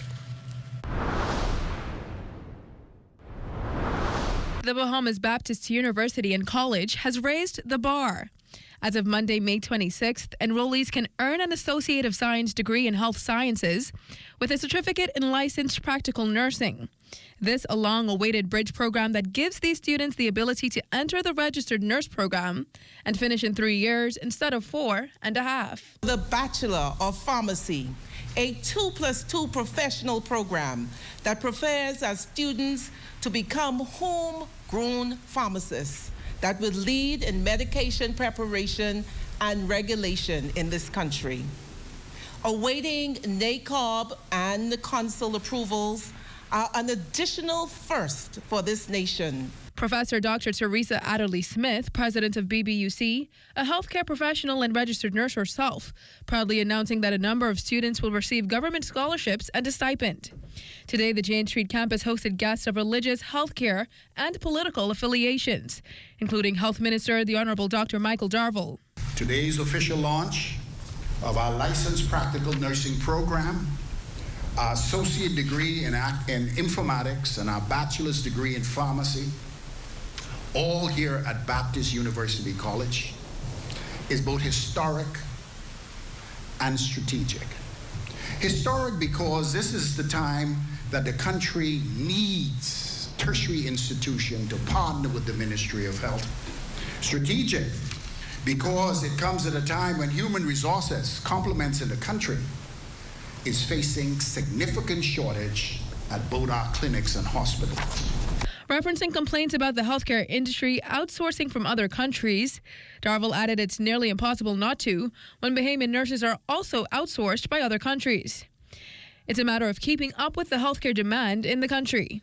The minister and college president cut the ribbon to a new facility. We've entered our simulation lab. It's a 3-bed simulation lab where we have our mannequins, all of our training supplies and equipment that would enable our students to come in and get real life practical training. We are also building out our 6,000 square feet simulation lab that's about 4 doors down on Jane Street. Courtesy of the 38 nurses and 33 pharmacists in training, the future of the healthcare industry is looking bright. With Health Matters for the Bahamas Tonight, I'm Danielle Dean.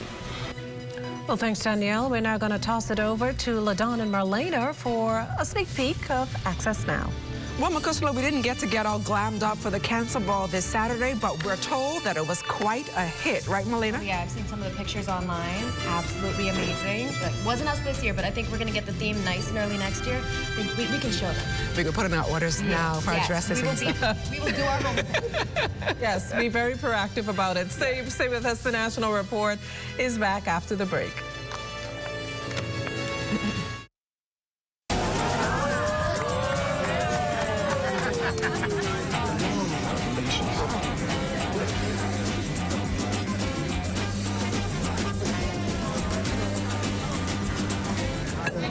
Diet-friendly special.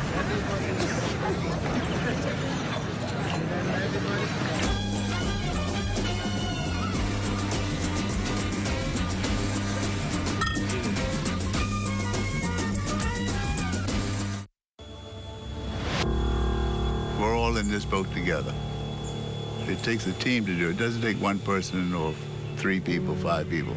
It takes a team of people to pull this thing off. We have about 72 employees in Freeport, and the rest are in Nassau, Abelkona, Luthra, a total of over 165. A lot of people are not aware that Sans is brewed here in the Bahamas. It's made, it's produced here in Grand Bahama Island after Dorian, and especially during the pandemic. Every time I saw a bottle of beer, every time I saw a Sans product, it represented resilience. The only thing I can say to the Bahamian people is to support your own. All of us are in this boat together, our staff, the country, everyone. And we've been through a lot of rough patches, taking on water, bail the water out, and now it's time to be sailing forward. And we need everyone's support to make that happen. Oh, this ain't making no sense, man. How people making it out there, Dre? If you want to stop living paycheck to paycheck, you gotta learn how to budget. First, write down all of your income. Then, list out all of your expenses. And don't forget to save. Stop throwing away money. Put something aside for savings. And get this, government savings bonds can safely grow your money. So start budgeting, save your coins, and invest smart. Financial independence, wait. Financial independence, wait. Learn how to invest in government savings bonds on the Central Bank of the Bahamas website. Are you or a loved one under medical care? Do you need affordable medical supplies? Ports International is the largest home health care supplier. Medical supplies at the very best price. And you can even shop online. From hospital beds to wound care, wheelchairs to walkers, Ports is a one-stop shop for your medical supplies, and we accept insurance. We have online shopping and 2 locations to serve you, at the Airport Industrial Park and Shirley Street. We also ship to the Family Islands. Shop online and visit us on Facebook. Call Ports at 377-1771. And that does it for the National Report, but stay close. The Bahamas Tonight continues with Access Now.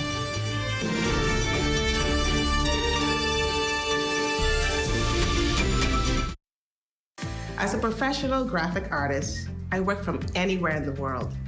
When I travel, I try to keep up with my paperwork and bills as much as possible, utilizing NIB's ESS, or Employee Self-Service Portal, to submit my monthly payment and to upload my contribution statement makes life easier. The portal is pretty easy to use too. I consider it to be user-friendly. It asks all the necessary questions to guide me through uploading my contribution statement, and I like that it calculates my payments. The NIB representative who showed me how to use the portal, she was patient, friendly, and knowledgeable. I used to fill out my contribution statement manually and visit an NIB office every month to make payments. But now the ESS portal allows for the entire process to be completed online in a time-efficient manner. Like, yay, thank you, that's done. You should sign up today at ess@nib-bahamas.com.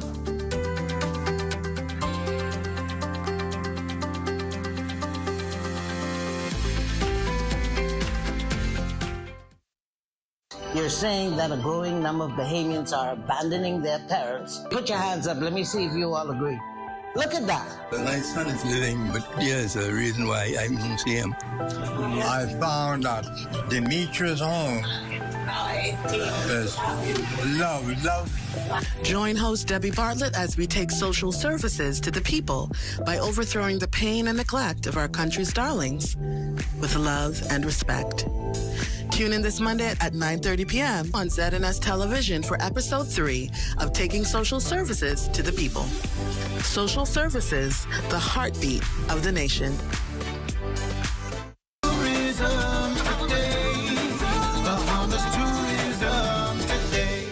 On the stunning private island of Sandals Royal Bahamian, Parliamentary Secretary in the Ministry of Tourism, Investments and Aviation, John Pinder II, welcomed a group of distinguished travel advisors to celebrate their achievements in the industry.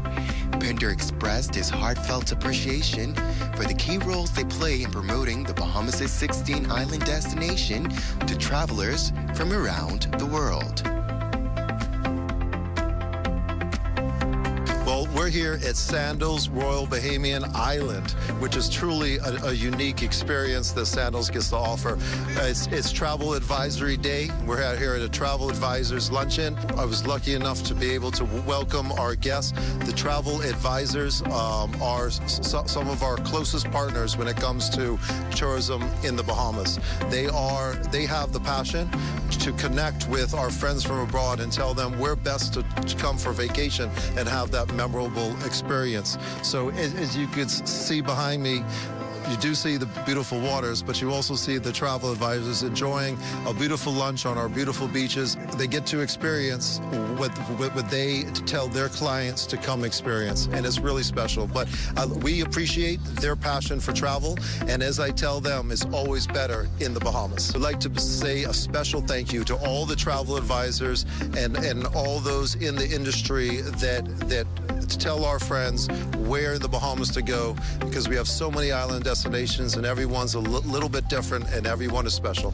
For more tourism updates, visit Tourism Today or Bahamas.com. I'm Joshua Robbins, and this is Tourism Today. RBC awards the country's young leaders. Stay close for that. And high society and high fashion. Cancer Society Ball 2025 is now history. Plus, learn all about the Dignified Girl Project. The details are straight ahead. And coming up in sports, John Quell and Liberty continue to roll.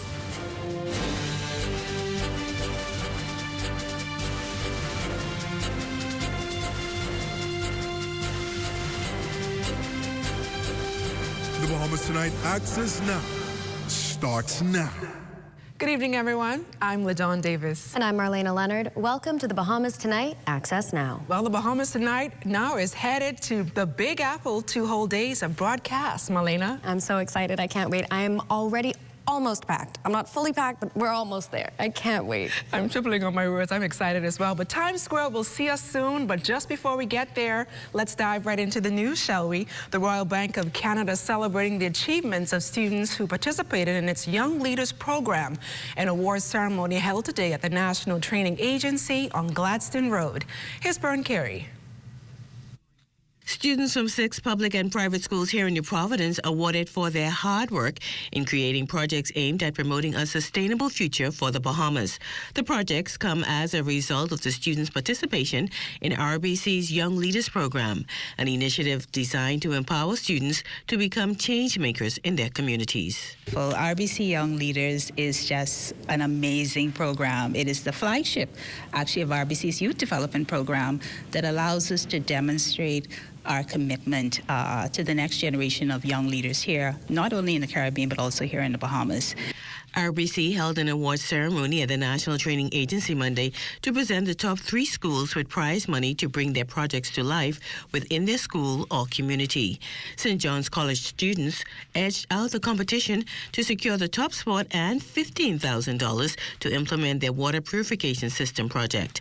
Temple Christian School placed second and received $10,000 for a project designed to transform the school's garden into a greenhouse, while third place and $5,000 went to C.I. Gibson Senior High School for its composting project. It was a long process coming up with the idea, but overall we saw a need to ensure that water is always provided on school grounds, because sometimes you might not have water or you might forget it. We saw a lot of garbage waste in our school and pests increasing, so we decided to come up with composting. It's not really in the Bahamas, so we decided to display it so that schools and communities could be a part of it. This time around, only students from here in the capital participated, but plans are already underway for students from the Family Islands to participate next year. With this initiative, the students are going to have the opportunity to become active agents of change, not only in their schools, but also across the communities. For the Bahamas Tonight, I'm Fern Carey. Thanks, Fern. Well, it was an evening of royal style and timeless elegance. The Cancer Society of the Bahamas hosting its 23rd annual Cancer Ball at the Atlantis Resort. And of course, it's not just a party. The gala fundraiser plays a crucial role in providing support to those impacted by cancer in the Bahamas. Co-chair for the Cancer Society Ball Committee is Beverly Larimore. That our theme to date is Royal Elegance, a timeless ball. And so today is about going to London, being entertained by the Queen, feeling like you are royalty. Cancer Society is a non-profit organization, and we rely 100% on donations. The Cancer Ball has been in formation for the last 24 years and has become a staple fundraiser for the Cancer Society. We have several initiatives that depend on this fundraising effort. Leading physician and a local financial institution also recognized for their contributions towards the cancer fight. Dr. Robin Roberts received this year's Cancer Society Susan Andrews Award, and CIBC First Caribbean International Bank honored with the Lifetime Achievement Award. What this award means to me, really, is a recognition of the work we have been doing in prostate cancer in this country, and more importantly, of the work we need to do in terms of coming forward, you know, we realized that this week was a great week with regards to prostate cancer awareness and education. Well, it's a recognition of the hard work that we put in year after year for the Walk for the Cure. That is our staple event. It's held every first Saturday in October, and it's really a walk for cancer. All cancers we support and all the funds that we collect actually go towards the Cancer Society and other cancer organizations across the Bahamas.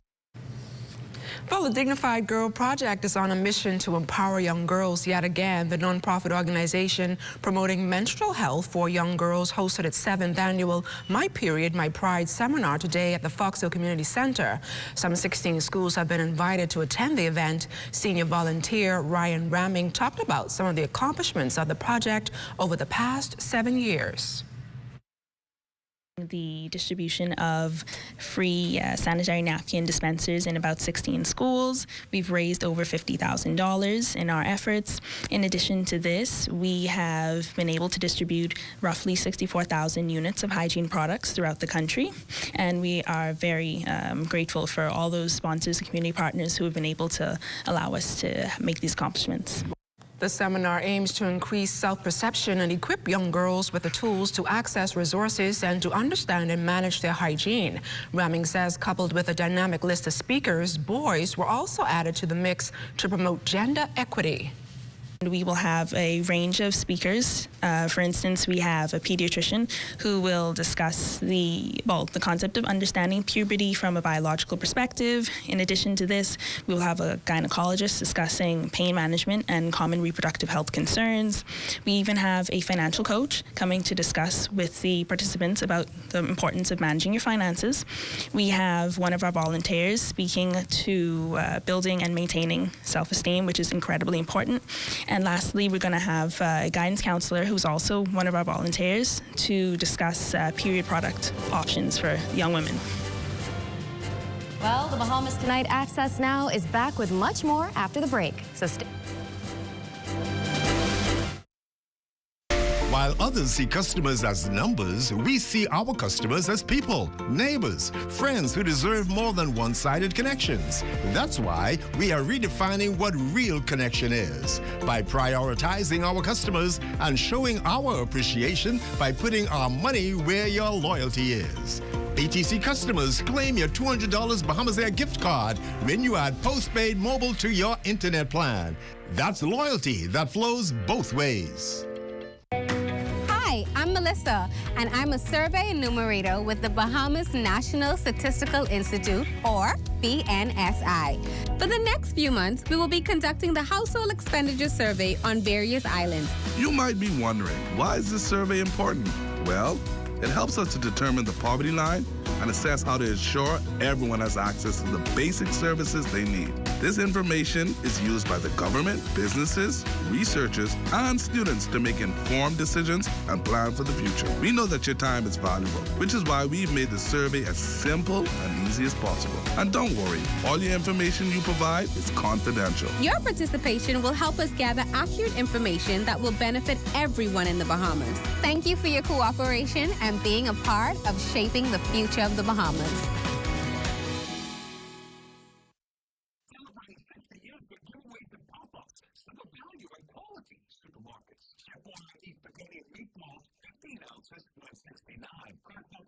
Cheese, 7 1/4 ounce, $1.19.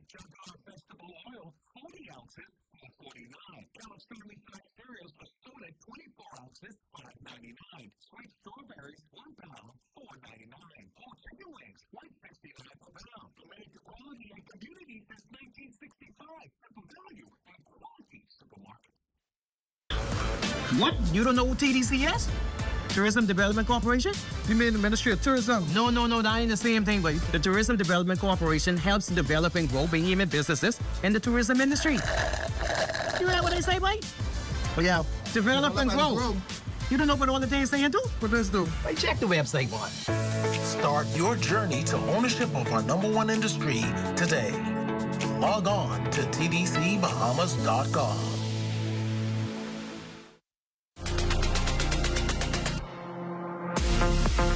This summer, make your statement in color. Ramilda Rose Designs proudly presents the Bahama Print Collection, a vibrant tribute to island elegance and effortless style. Available now for pre-order and officially launching June 8th. Be bold, be beautiful. Let your style speak Bahamian boldness. Place your orders today at ramildarosedesigns.net. Ramilda Rose Designs, where fashion meets heritage. And we're off. Beautiful rushing shot there of our amazing waters, brought to you by our whiz drone pilot, Neville Smith. Mixed things up a bit for you today. Well, let's take a look at what's going on in our family islands. Let's go.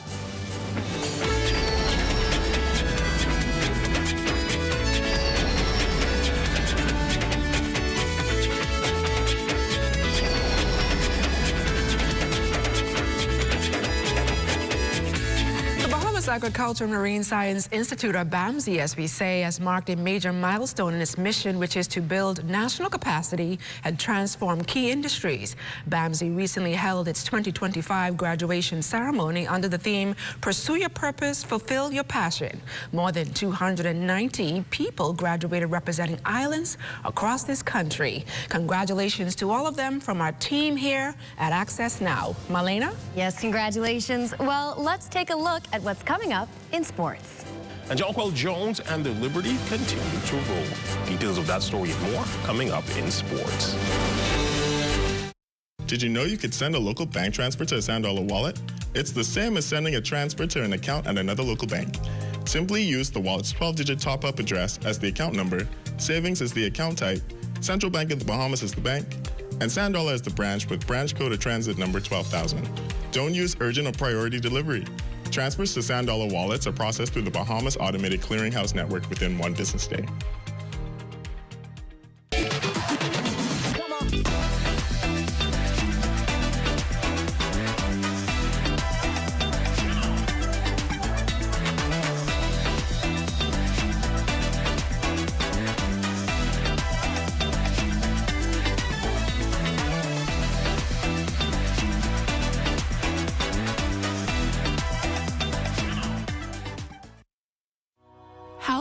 Is the greatest gift.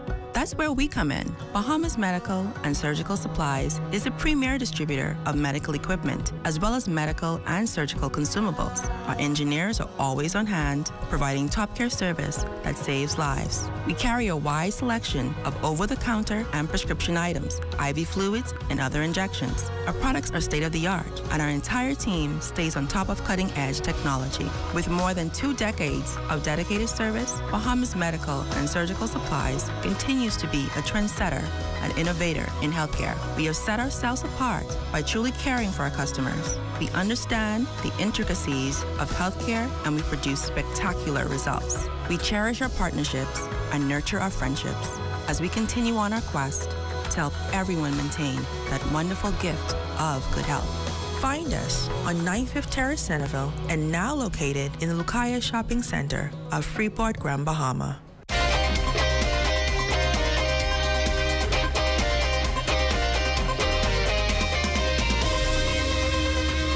Welcome to your Monday Sports, everyone. I'm Amajal Knowles, topping sports from the WNBA. Jonquil Jones and New York Liberty continue to roll. Jones picked up her second double-double of the season, helping the New York Liberty narrowly get by the Indiana Fever 90-88 at the Gainsbridge Fieldhouse in Indiana. Over the weekend, Jones had the hot hand, particularly in the fourth quarter, and ended the game with a team-high 26 points while adding 12 rebounds, 3 assists, and 1 block in 39 minutes of action. I mean, I think for the most part, we do a really good job of switching on to guards as post players. I think we have to do just like a better job of building a wall behind the ball. And I think they kind of exploited that tonight. And so we'll get better moving forward, but ultimately a win is a win. Cricket news, the Bahamas men's national team hard at work at the Haynes Oval this weekend, preparing for the ICC Men's T20 World Cup 2025 regional final set to take place later this month in Ontario, Canada. Cricket Association President Greg Taylor. So it's fortunate and a privilege, an honor and a privilege to be in this final round to see who goes to the World Cup next year. We have main coach, Coach Moles, Andy Moles, came in yesterday. He had the boys out here timing them in what is called a yo-yo test to see how strong they are and their strength and conditioning. Prior to that, we've been training Monday, Tuesday, Wednesday, Thursday, every evening for the last 4 weeks since we came from Cayman Islands.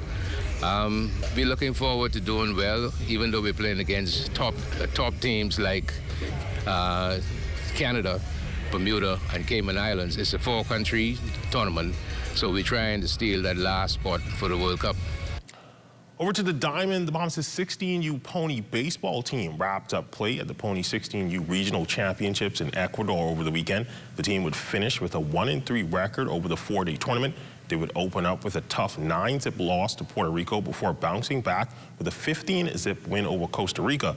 They would then drop a tough 9-3 game to host country Ecuador before losing their final game to the Dominican Republic 4-1. Puerto Rico would end up taking the title, defeating Ecuador in the championship game 6-1. And that's my look at your sports on this Monday. A check on weather when we return.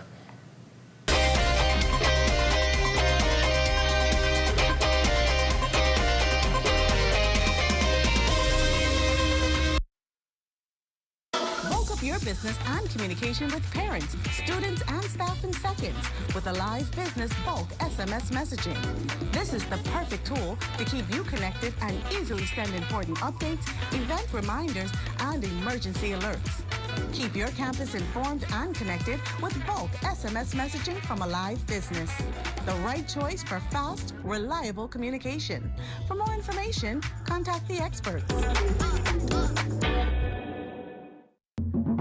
For hurricane season, we got impact windows and doors. For protection, just come to our store. Plus we got tiles to pretty up your walls and your floors. We'll help you brighten up for that big bad storm. Porcelain tiles, blank tiles, mosaic tiles, a variety of styles. Big 14s get right, they gotta be rough. That's why we got the best deals in the whole Bahamas. Hey, hey. Come and visit us at Shop Smart, 'cause everything is here. Yes, we have it all for you. Toys, clothing, office supplies, appliances, custom cut blinds, bedding, drapes, and rugs. Come and visit us on Mackey Street, 2 blocks down from Wolf Road. Call us at 698-1052. Shop Smart, Shop Smart, Shop Smart. Oh, everything is here. Fuel the difference. Ruby's Ultra Tech in your car. Fill up with Ruby's Ultra Tech. Spend less and go far. Fuel up with Ruby's Ultra Tech. Get the most out every ride. Just watch your car perform with the best fuel inside. Fuel up with confidence in every mile. Get Ruby's Ultra Tech in your tank and drive with a smile. Watch your car perform with the best fuel inside. Fuel the difference with Ruby's Ultra Tech.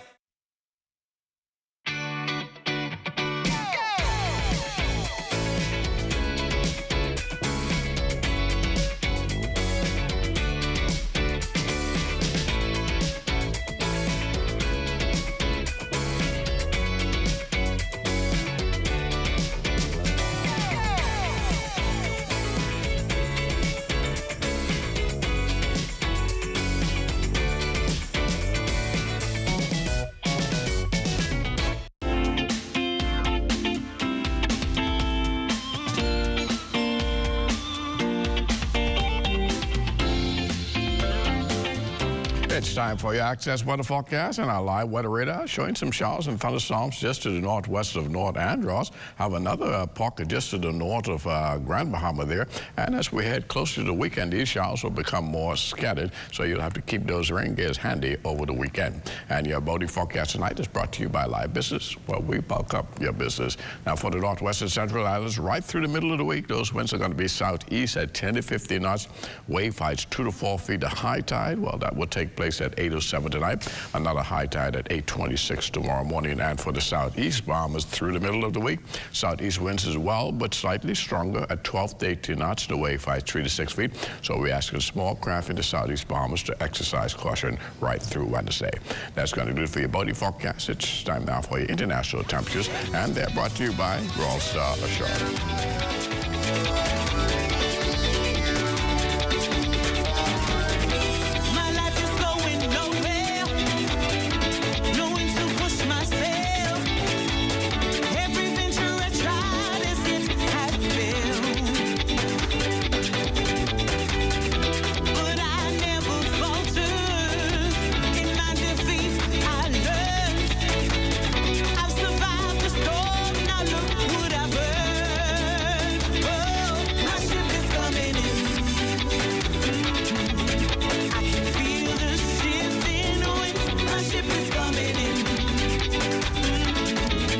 That's going to do it for your international temperatures, brought to you by Royal Star Assurance. But join me at 11 o'clock for a full weather update. LaDawn and Melina.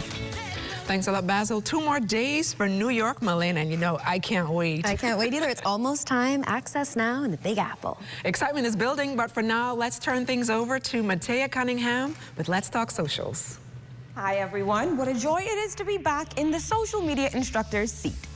After being out sick, I'm more than excited to jump back into teaching you all, the audience, all about what's trending and transforming on social media. Today, we're taking a closer look at a recent social media post by our Honorable Prime Minister, Philip Davis.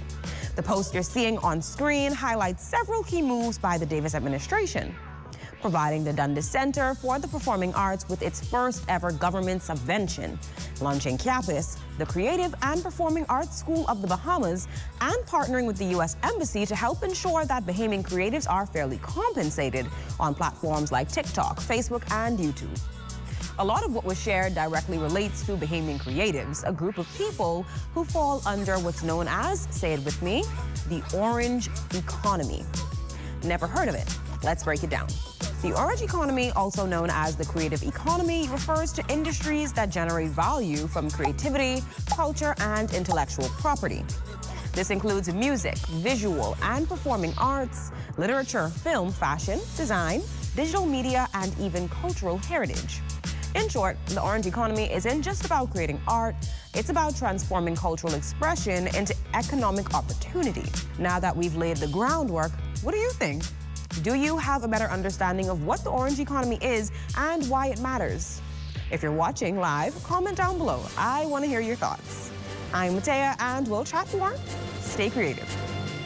Thanks a lot, Matea. Well, that does it for Access Now this evening. Yes, but stay tuned for the rundown with Clint Watson. Good night, everybody.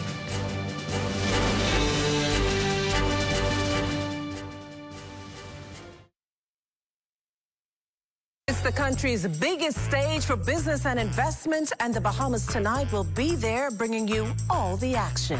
One station. We've got the up-close interviews and predictions for growth for the nation's busiest sectors. Taking you around the world. And at the same time covering the biggest stories that have taken over local headlines, now expected to take an even different twist. We'll be there to give you a front row seat. Keeping you completely covered.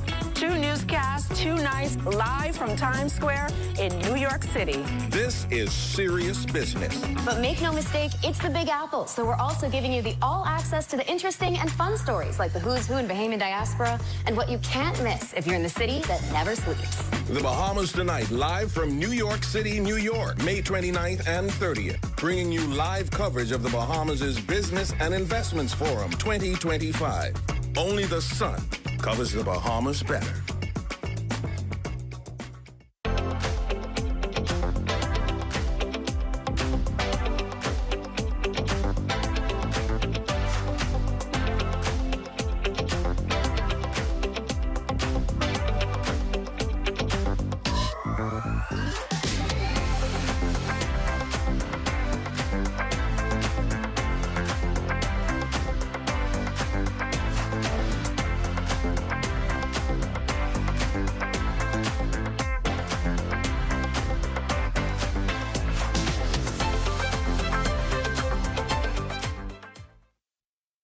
You're saying that a growing number of Bahamians are abandoning their parents. Put your hands up. Let me see if you all agree. Look at that. My son is living, but there's a reason why I don't see him. I found that Demetrius' home is love. Join host Debbie Bartlett as we take social services to the people by overthrowing the pain and neglect of our country's darlings with love and respect. Tune in this Monday at 9:30 p.m. on ZNS Television for Episode 3 of Taking Social Services to the People. Social services, the heartbeat of the nation. We seem to remember our athletes when they make us proud at the finish line. Throw a Junkanoo parade when they return home, toss them a few dollars, and then forget about them until the next Members time. Of the prestigious Fourth Estate should never sell themselves to any politician. Instead, keep their hands and noses clean in order to publish or broadcast the unadulterated truth. Well, that's how I see it anyway.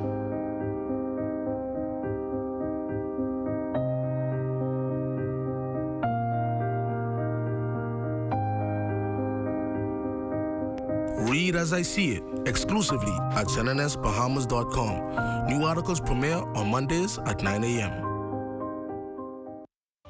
At Harold One, I'm Ted Jervis, and this is ZNS.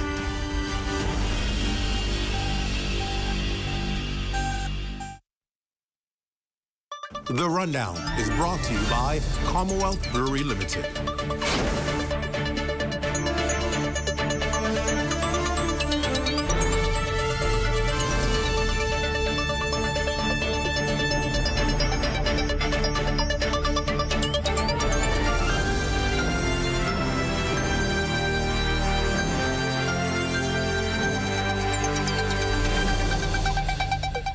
Good evening, everyone, and welcome to the show and the start of another week.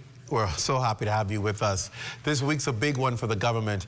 First up, the government's polishing off its 2025-2026 budget with the Prime Minister and Minister of Finance to present the communication in the House of Assembly on Wednesday. Now, the Prime Minister met with senior private sector executives, including bankers, real estate developers, and members of the Bahamas Chamber of Commerce and Employers Confederation earlier this month to assure the business community that the upcoming budget exercise will not be anti-business, but rather will be one that provides targeted tax incentives. Economic Affairs Minister, Senator the Honorable Michael Alcides, however, revealed a little bit more. He will share some information on the financial performance of the government over the past year. He will give an update on how far we have come in terms of our medium-term plan to correct the public finances. And then he will give some forecasts on what we expect to happen over the coming year.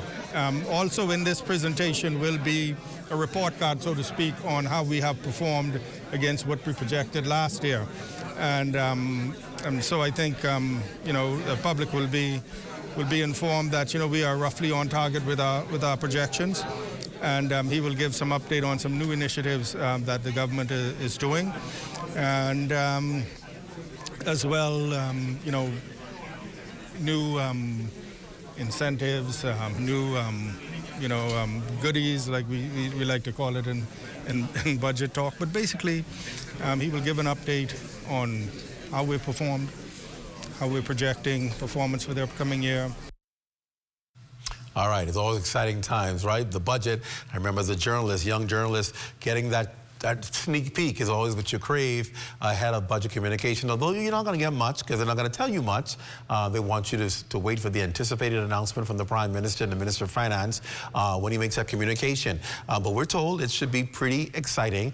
We all know the parameters surrounding this budget, right? It's the final budget pretty much for the government to have a full year to execute its plans, because the next budget communication will be right perhaps before elections if it goes right up to September. And so this is a budget where they have to get it done in order to approve and convince Bahamian people to give them another time. So this could perhaps be what we call the sweet budget, right? The one where people get all the goodies. It's going to be interesting to see how that happens. Government has already begun speaking about the fact that they've been able to achieve some of the fiscal management prudences they were hoping to do.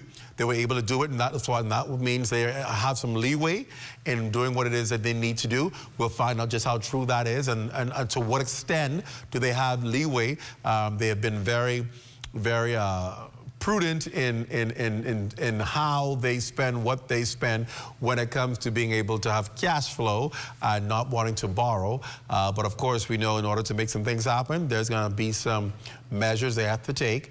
But they're signaling good news. And so it'll be interesting to find out on Wednesday exactly what this good news is and how it's going to unfold. No doubt they're pulling out all stops on it. We're going to talk more about the budget in my next segment with my guests. And so I'll reserve the rest of my commentary on that for my interview coming up in the next segment. But on to some other news tonight.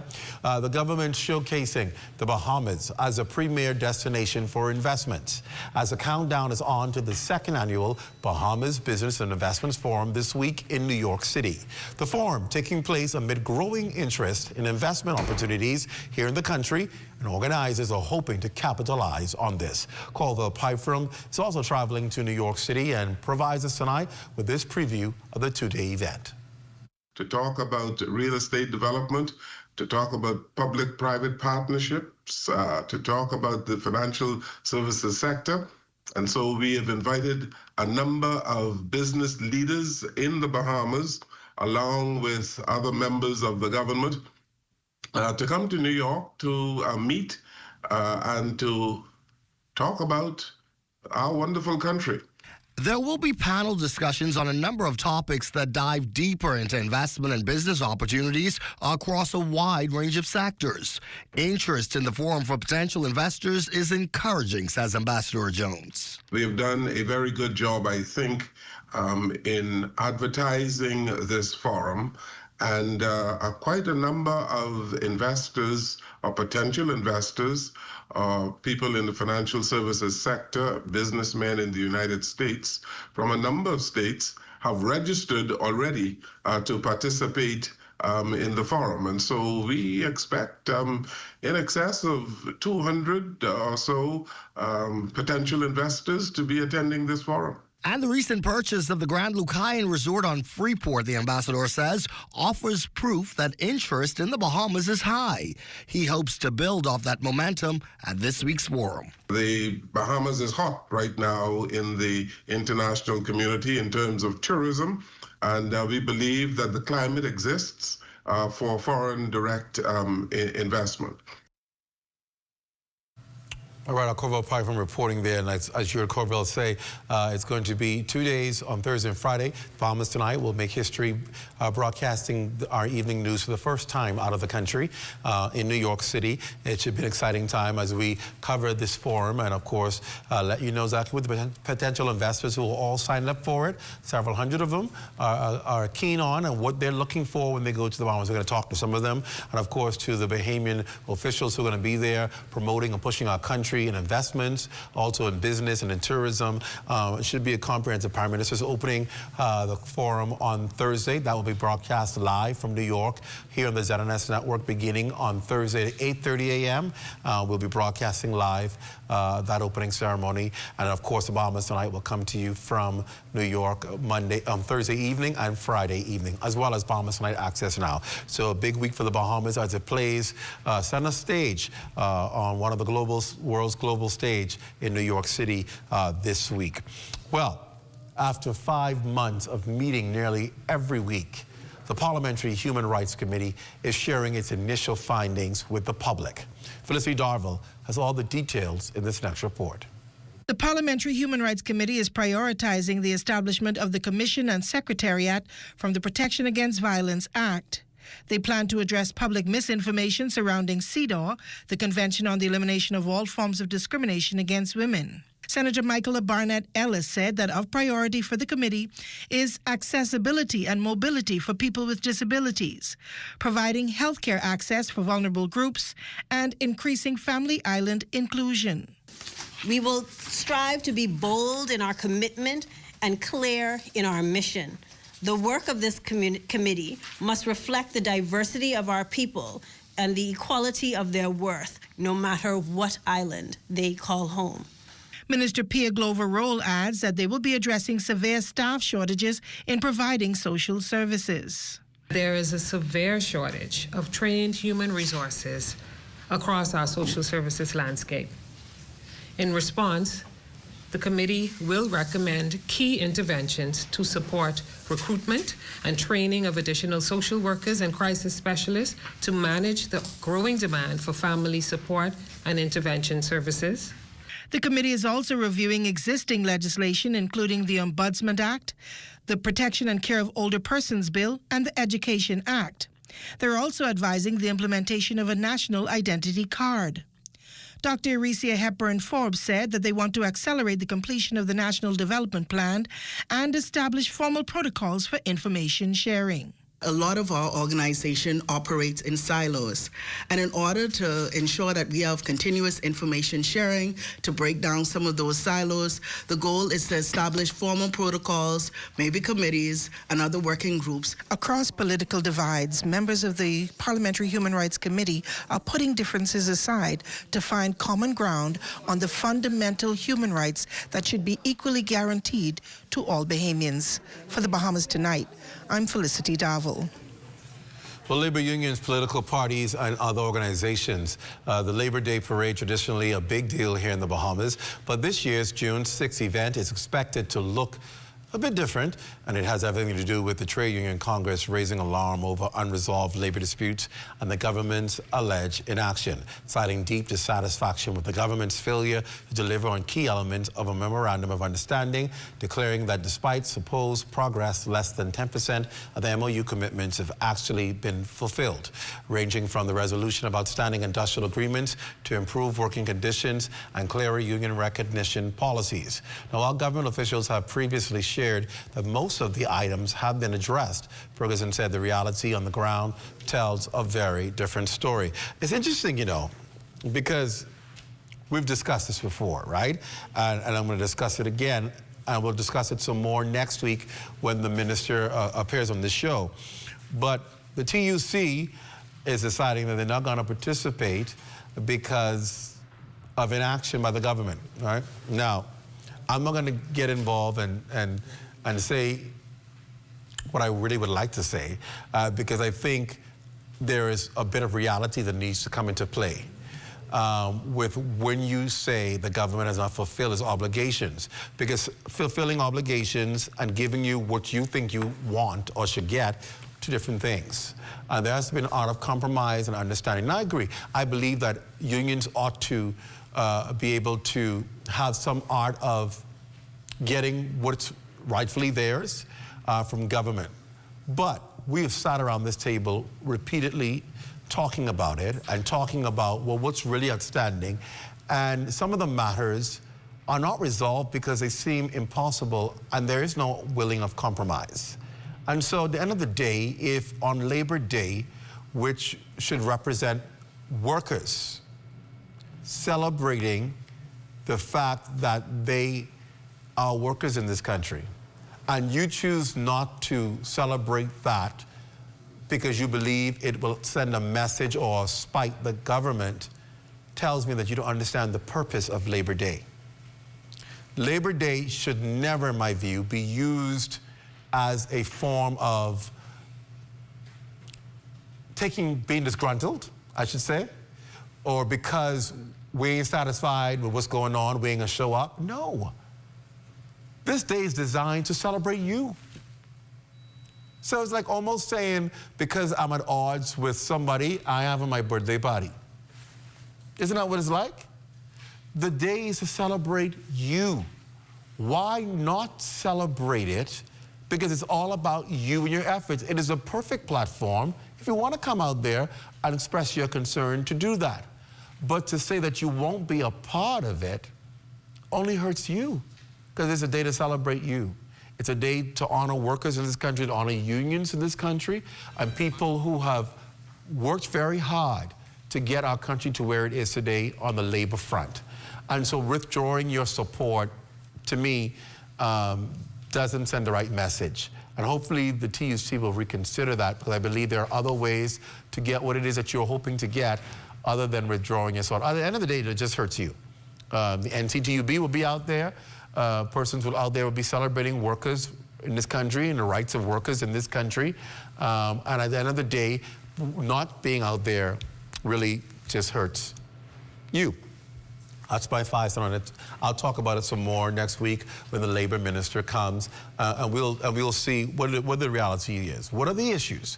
What is it that the labor movement is saying, or should I say the TUC is saying, is so egregious that they cannot be out on Labor Day? What is it? We're going to go through it. We're going to go through it and see what are they complaining and saying has not been done. They're saying the government has not lived up to its obligation in the MOU. Okay, let's see how and let's see why. And if your point is valid, then the country will see it. But if we go through it and we recognize that things are being done and discussions are being held, then where do you stand on it?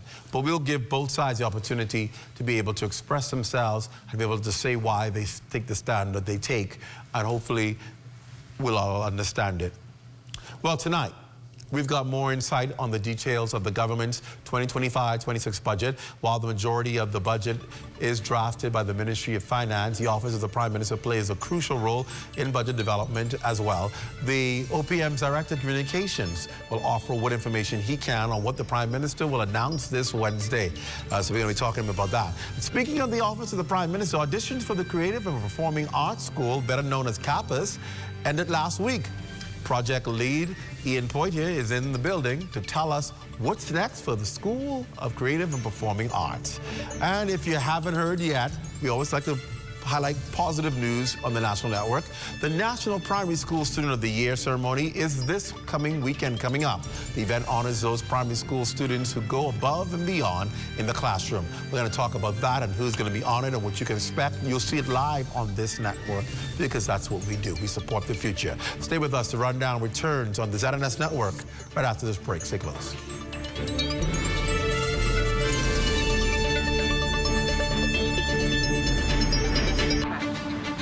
I am a master plumber by profession. I've been doing plumbing for over 40 odd years. When I was 9 months old, I was diagnosed with polio. To me, living with polio, I took it the way it is. I never allowed my polio to get in my way of anything. In fact, I love when people doubt me, and I just prove them wrong. And let me tell you, in the world, you could only find a plumber as good as me, but you ain't gonna find no plumber better than me. People with disability, they just need a chance. In this program, I feel so encouraged. Most of the mentors have different kind of disability, but disabilities like me. Sharing and caring and showing so much support with people with disability. They would encourage you to go beyond. I wish this was around a long time ago. Right now, I would have been a millionaire. You there who have a disability, don't be afraid. Take the step. If you believe it, you can achieve it. And remember one thing, ain't no one better than me, and ain't no one better than y'all. God made all us equal. For more information about how the SBDC can help your small business to make a big impact, give us a call at 461-7232 or visit sbdcbahamas.com. You've got termites and need to get rid of them fast? Trust Rent-A-Kill Initial. With over 60 years experience in the Bahamas, the global brand, training, and expertise can't be beat. Only Rent-A-Kill Initial gives you a 3-year warranty and payment plan options on termite fumigation. No one can match the range of treatments we offer, such as fumigation, pre-construction treatments, termite monitoring, and more. No matter where you are in the Bahamas, we will come to you. When it comes to complete termite eradication, there's only one name, Rent-A-Kill Initial.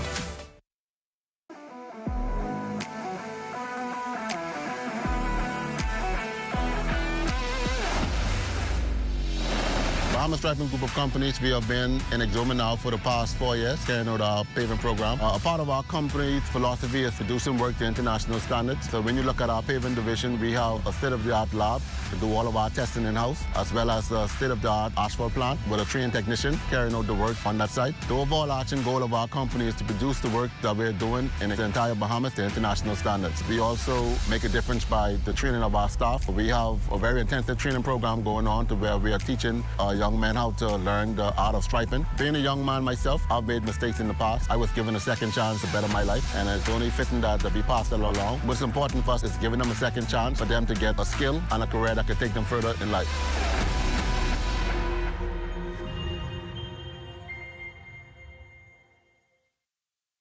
Hello, I'm Mario Nuri. It's never too early to prepare for a hurricane, and we want to make sure our community is always ready. So we invite you to join us for another A Familiar Walk, Step Towards Hurricane Preparedness, with special guests, Lisa Pinder, Director General, Dr. Trevor Johnson of the Bahamas Red Cross, Disaster Risk Management Authority representatives, and Charles Johnson of J.S. Johnson Insurance Agents and Brokers. So do join us and stay weather aware.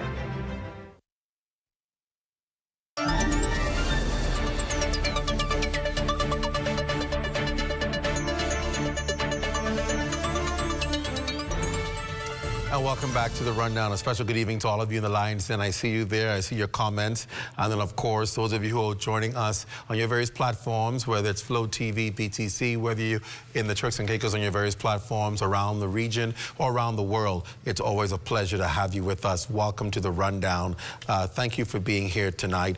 We are indeed glad to have you with us. Well, the country will be glued into the House of Assembly this Wednesday as Minister of Finance, Prime Minister, the Honorable Philip Davis, will deliver the 2025-2026 budget communication in the House of Assembly. Now, at the start of the current budget, the revenue estimate was $3.54 billion. Expenditure estimated was about $3.61 billion, and the projected deficit was $69.8 million.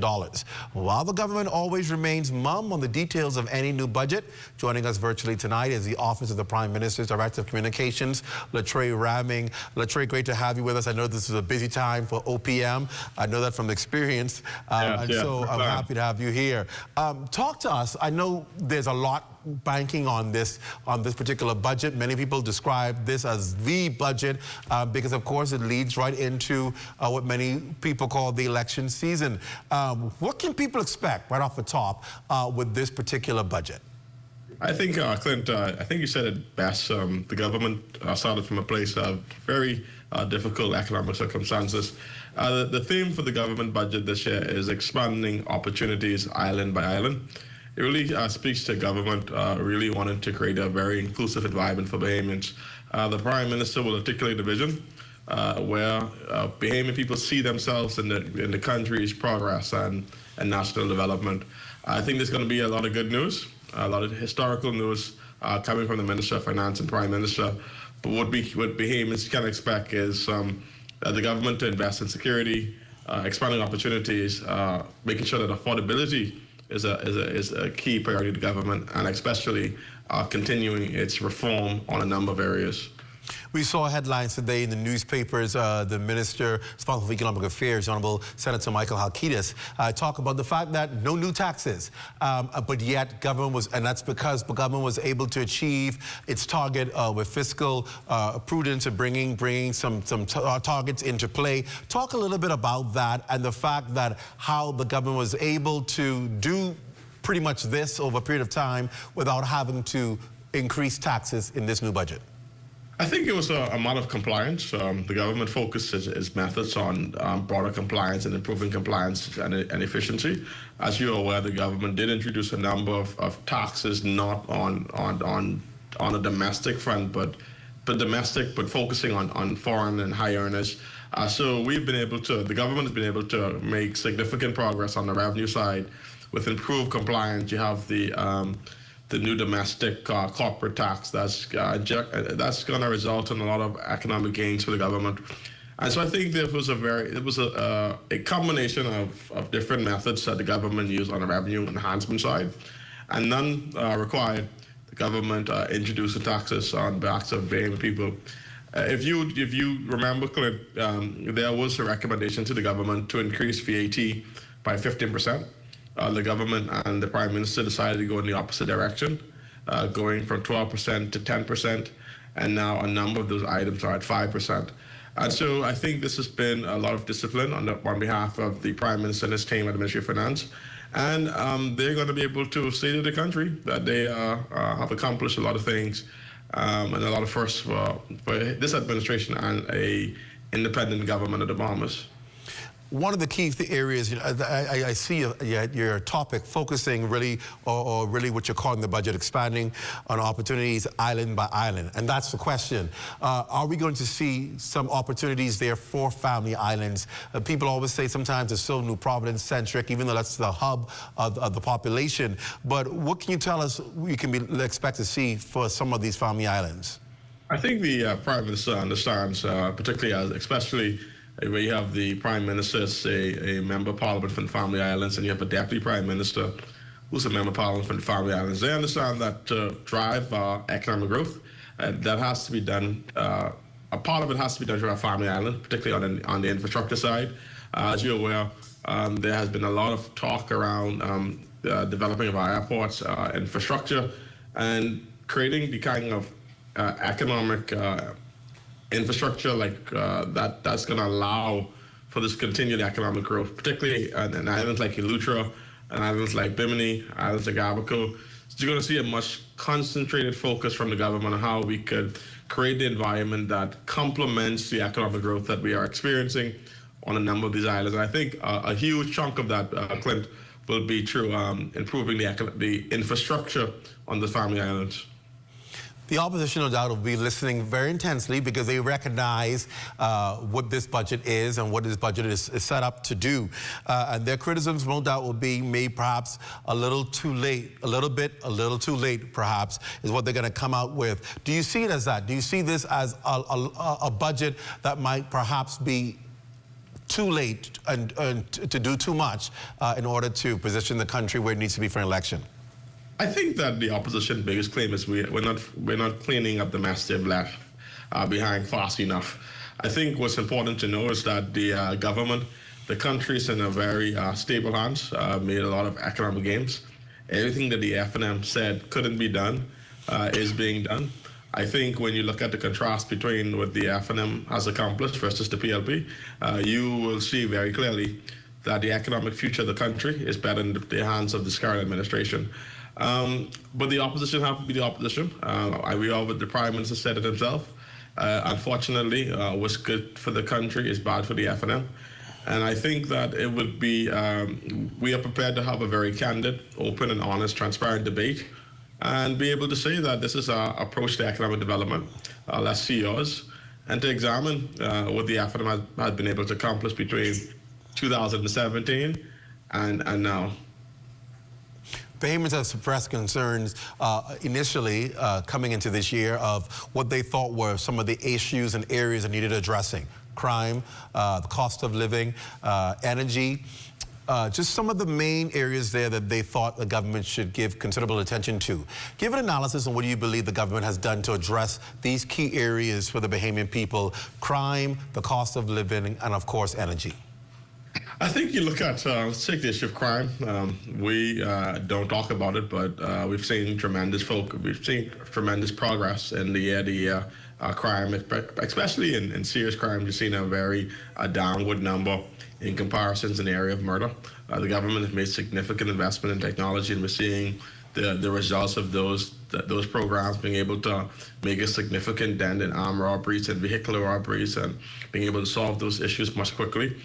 And then you have the government's Clear Hold Bill initiative that's really bringing and building the relationship between the community and the police. We're seeing tremendous gain from this. We're also seeing results in these very hardened criminal areas. Of course, this administration was really confronted with a situation of dealing with an organization that is going through its reputational challenges, and be able to restore its leadership under the leadership of Commissioner Chantal Knowles, and to really rebuild confidence in our organizations and institutions. We've seen the government make progress in particularly the issue of corruption, with the establishment of the independent investigation body to investigate claims. And as you can see, just recently we've heard further allegations of police involvement. So it shows that the government is building the infrastructure, giving the police officers the resources they need, whether it's vehicles, whether it's investment in technology, whether it's the right leadership for this moment, and whether it's making sure that we go into our areas, clear out criminal activity, criminal elements, rebuild safer communities, and really investing in their long-term security. On the issue of energy reform, this government launched one of the largest energy reforms in the history of the Bahamas. We've been able to do it whilst the PPL was plagued with a huge debt, and consumers are now seeing those low energy bills. On the, I think you said crime, cost of living, cost of living, yeah. Cost of living. The second thing is, one, we're gonna, the government has had a sustained focus on getting Bahamians into homes for this rent-own program, ensuring that a person who wants to aspire to housing, that goal and that dreams and reach. And secondly, reducing the costs at the grocery counter, ensuring that Bahamian families could pay less on the issue of VAT. We've had a very consolidated and sustained effort in the government's diversification, trade diversification, ensuring that we could purchase goods from new source markets at a very cost-intuitive price. And so we've increased minimum wage. We've built on, as you can see, we've had a number of union agreements which giving our workers their fair benefits. And so, Clint, I think the overall message is that this is an administration that has done a lot, understand it has a lot to do, and will communicate to the Bahamian people that there's a lot to lose if this leadership is not sustained. However, despite this economic progress, despite the wins we are making as an administration, the Prime Minister is aware that there are Bahamian families that are still hurting, and his focus is to bring relief to those families. As we begin to wrap up, I want to take it back to the budget. There's always been the concern over the past year of cash flow within government. Budgets have been tight. Ministries, departments, agencies always are competing with Ministry of Finance and the Treasury to get that money because it's been just operating. One of the strategies has been operating out of the cash flow and not having to borrow, not having to go and get it because you wanted to bring the credit of the country and bring the debt down into proportion. How are you addressing that? Is there going to be now the opportunity to borrow to get some money in the system, or the government's still going to operate out of its own cash supply?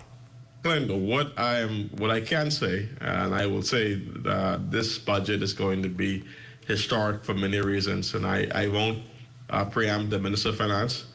He has some very good news that he will say to the country, and it's something that obviously, whilst he will be proud to say it, he will be cognizant that there are a lot of Bahamians that need to get relief too. What I can say is that this is going to be the administration that's going to invest in the priorities that meet Bahamian families. On a lighter note, what's happening right now in the office of the Prime Minister over the next few days as you await that long, intense, big speech? And give us a peek. About how many pages we're looking at this go-around? So I could tell you the first draft document is at 72 pages. And 72 pages? And small font, in a very small font size, and that's only in the first draft of the document.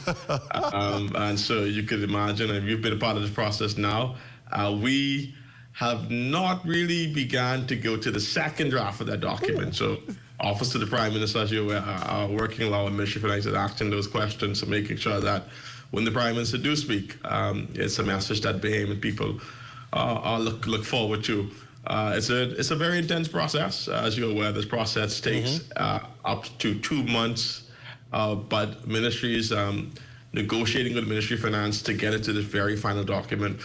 Cabinet met this morning to approve the expenditure measures, and you aware of those meetings, Clint? That's the meeting. Yeah. Ministers would argue for why they need more, and exactly. I think the argument is always there's one pie, and we got to make sure that we are fair to the government priorities. All right. Well, Trey Ramming, Director of Communications Office of Prime Minister, thank you for talking with us tonight. Of course, we're anticipating to hear this communication on Wednesday. As you say, deliver the pie for the Bahamian people. Thank you for joining us tonight. That's clear. All right. Stay with us when we come back tonight. We've heard about the expansion of the orange economy. Well, CAPAS, do you know what that means? Is the School of the Performing Arts, Creative and Performing Arts School. And of course, the person responsible for creating that, Ian Poitier, will be here to talk about getting creatives involved in what is expected to be career transformation. We're back right after this tickles.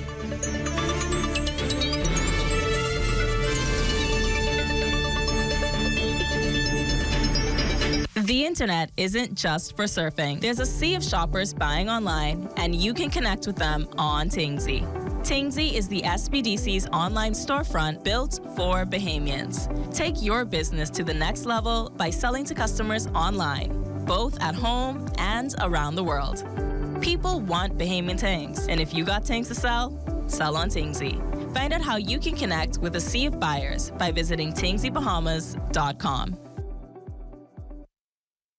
For us at the Myers Group of restaurants, we found that we have a pretty large portion of our employment pool that had difficulty getting bank accounts. The issue we had previously was just getting cash, getting funds on the island.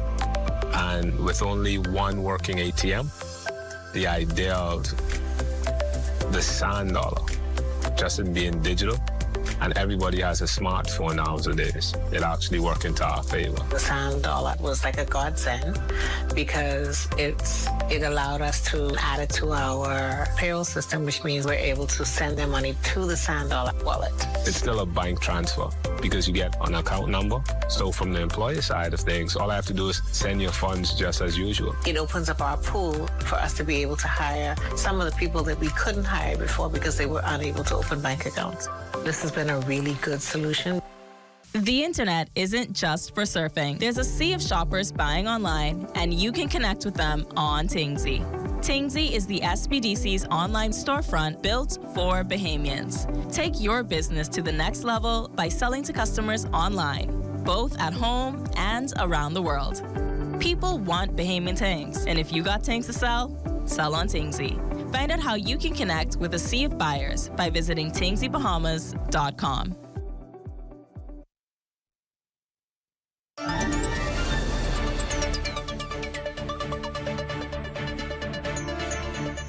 Welcome back to the show. Well, CAPAS, you may have heard of it. It's a creative and performing arts school, and it's dedicated to providing holistic education in the arts, offering programs in music, dance, theater, and visual arts. CAPAS emphasizes individual expression and helps students develop their unique artistic voice, whether you're just starting out or looking to refine your craft. Now, many Bahamians took advantage of last week's CAPAS auditions in acting, singing, and dance. CAPAS project lead Ian Poitier is on the show tonight to fill us in on exactly how it all went down. Ian, welcome. It's good to see you. Thank you, thank you.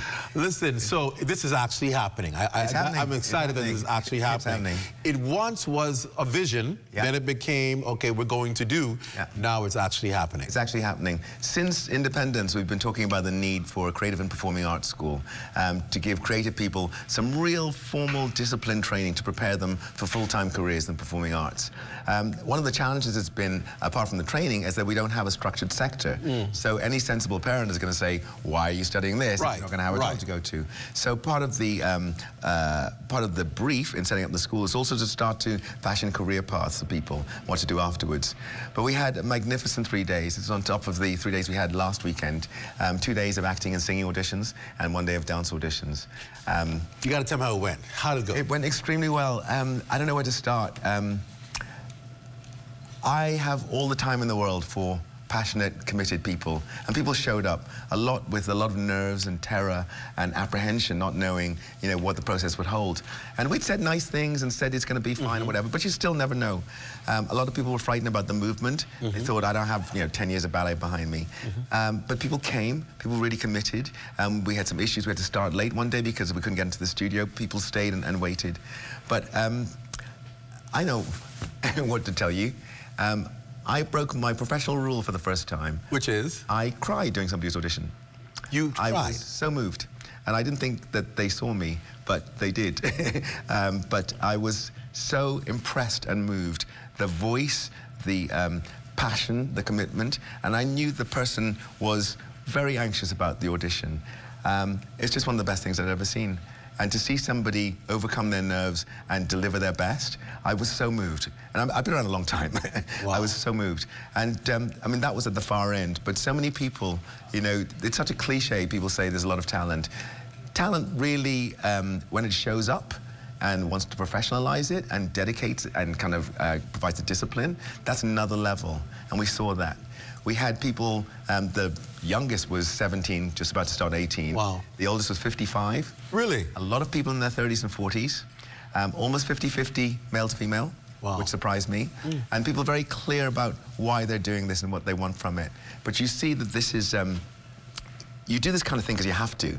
Like there's just something in you that says, this is my life, this is the world I'm drawn to. And people understand it's not about fame or celebrity, it's about what you wake up to every day. And that's what we saw with people in the room. I can't tell you how grateful I am. I mean, the school is, you know, it's going to be real, but it isn't real yet. So people are showing up on trust and faith. And I take that responsibility so seriously, not just me, the entire team. You know, they show up, we have to deliver. And we're very, very clear about that. Let's talk about delivering on this. Where's the school? This is beginning in September. September. Where is it going to take place? So the main campus will be Phil's Supermarket on Gladstone Road. Yeah. We're refurbishing that building, which is huge. It's actually taking place now? The refurbishment's starting. We need studios, basically, which are empty rooms with sprung floors. So it shouldn't be too hard to do. It's not that hard to do. Bunks and pianos in there. We've got reception and offices and all of that. But it's not complicated. What you want is adaptable studios. Everything won't be ready in terms of the big picture on day one. But we'll certainly have the studios that we need. We've worked out that we can provide enough studios for the first cohort, and we still have more than twice as much size left to the rest of what we need. The space is enormous. Ultimately, we want to have proper landscape gardens and, you know, nice sort of creative spaces outside and so on. But guess what? Creative people don't need formal, expensive spaces. I was about to say, yeah. Start in a hut. Peter Brook was a very famous theatre director, wrote a book called The Empty Space. And it's about how, in theatre especially, you create magic through the imagination.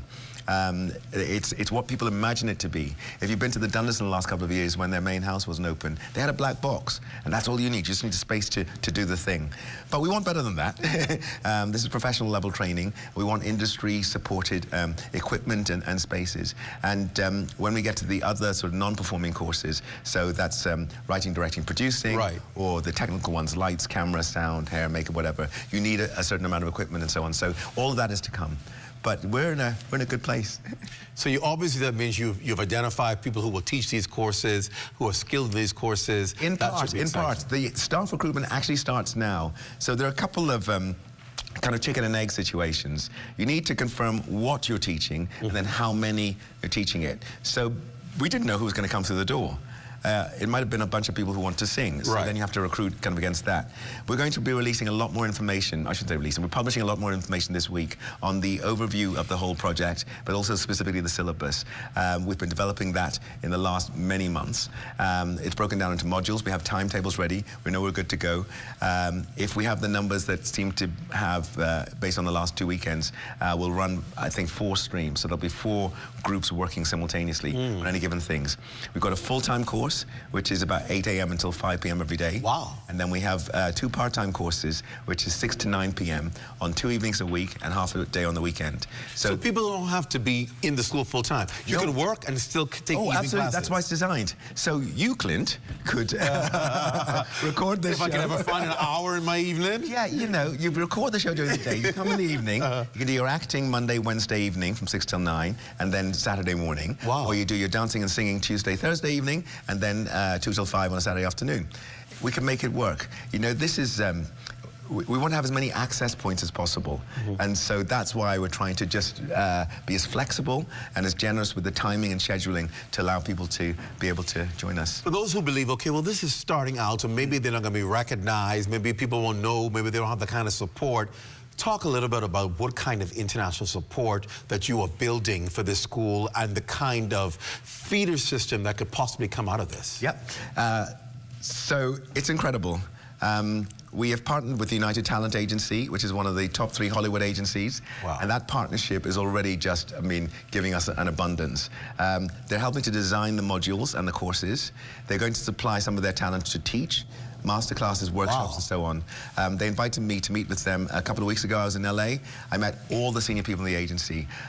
The founding partner committed not just the talent, but agency staff. Wow. And when I say agency staff, I'm talking about people who run studios. Correct. Half the Oscars you watched last year will be their clients. Wow. John Baptiste is over at Bahama as one of their clients. Lizzo was here a couple weeks ago. I mean, it's just like everybody you know. We will have access to these people. The other part of the partnership is about what happens afterwards. So once people graduate from campus, they'll be put onto a production register, and all their talent will know these people are qualified to work on your show, to work on your whatever. So consider them an industry standard. We're also bringing productions in. So already in advanced negotiations on 4 or 5 productions, I think. Wow. One has been greenlit for a major studio, who everyone would know, and we're now actually looking at locations. They have 123 crew positions, and so we're looking very soon after we start to train people to do those crew jobs. So when they come here, it's not just going to be about driving and making cups of coffee, although that's important as well. It's about having sustainable skills so that people can then move on to the next thing.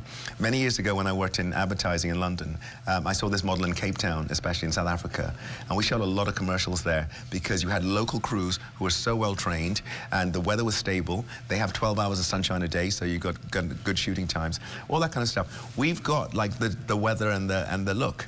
One of the conversations I had in LA was about how do we position the Bahamas as the tropical destination of choice for filmmakers. We need to do some stuff. We need to provide better infrastructure, studios and so on, but we have so much to offer already.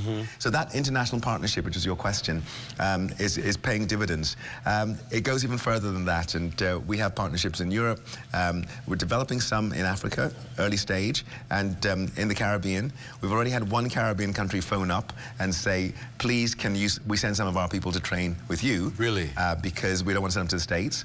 And I said, well, this is a little bit early, we're just starting. And they said, we've got a lot of events going on, we need people to do sound and stage management and so on. I said, well, let me see if I could squeeze in a couple. How many do you want? And they said 50. Wow. And this is somebody who works for one of the regional prime ministers. I don't want to say who it is. And they said, actually, what I'm calling you for is to get a number to put in our budget. The demand is there, the hunger is there. And very soon, very quickly, we'll be a center of excellence in the Caribbean. That's exciting. That's just within our grasp, you know. Exciting. Yeah. I have asked the question, because people always ask when it's time for education, will it cost them something?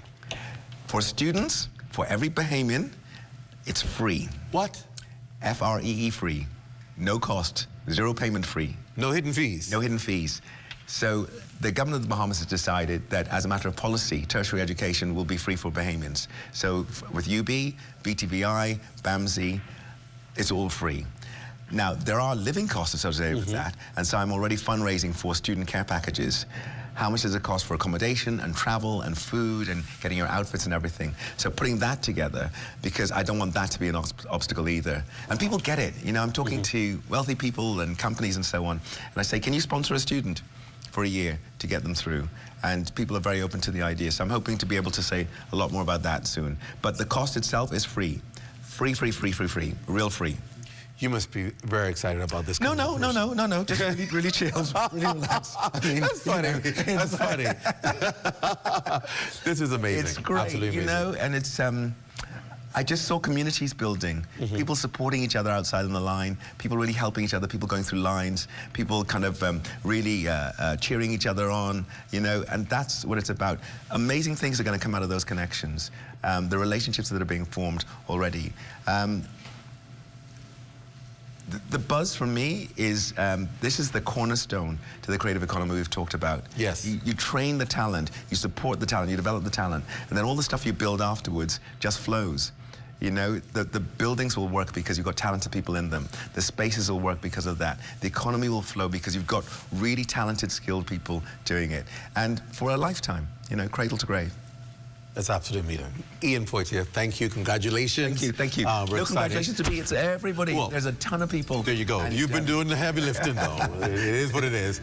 We look forward to seeing this school successful and helping so many people who are ready to embrace this sector of our economy. Thank you again. Stay with us when we come back on The Rundown. We're going to talk about some very young people who are just not ordinary young people. They're the brightest and the best stars in primary schools. This weekend, the Primary School Student of the Year. We're going to talk about what we can expect. The Rundown back after this. Stay close.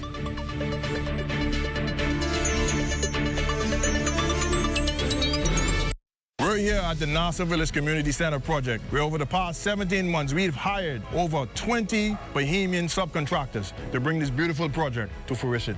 I've been living in Nassau Village for more than 19 years, and to see a project like this bring great joy and pride to me. This state-of-the-art multi-purpose community center will serve as a crime-fighting initiative in the community. Also help with the education of our kids in this community and a hurricane shelter. Yeah, and it also shows what we as Bahamians can achieve when we work hand in hand with each other. We have the technical know-how, and we can pretty much deliver on any project here in the Bahamas or in the world. Bahamas Rundown, the Bahamian company, they prove that they believe in Bahamians. Based on the outcome of this project, I don't think they're disappointed in giving a small person an opportunity to do a job such as this. The more opportunity they get, the more opportunity we will get. If you look around and see the work done so far, it just shows what we as Bahamians can do.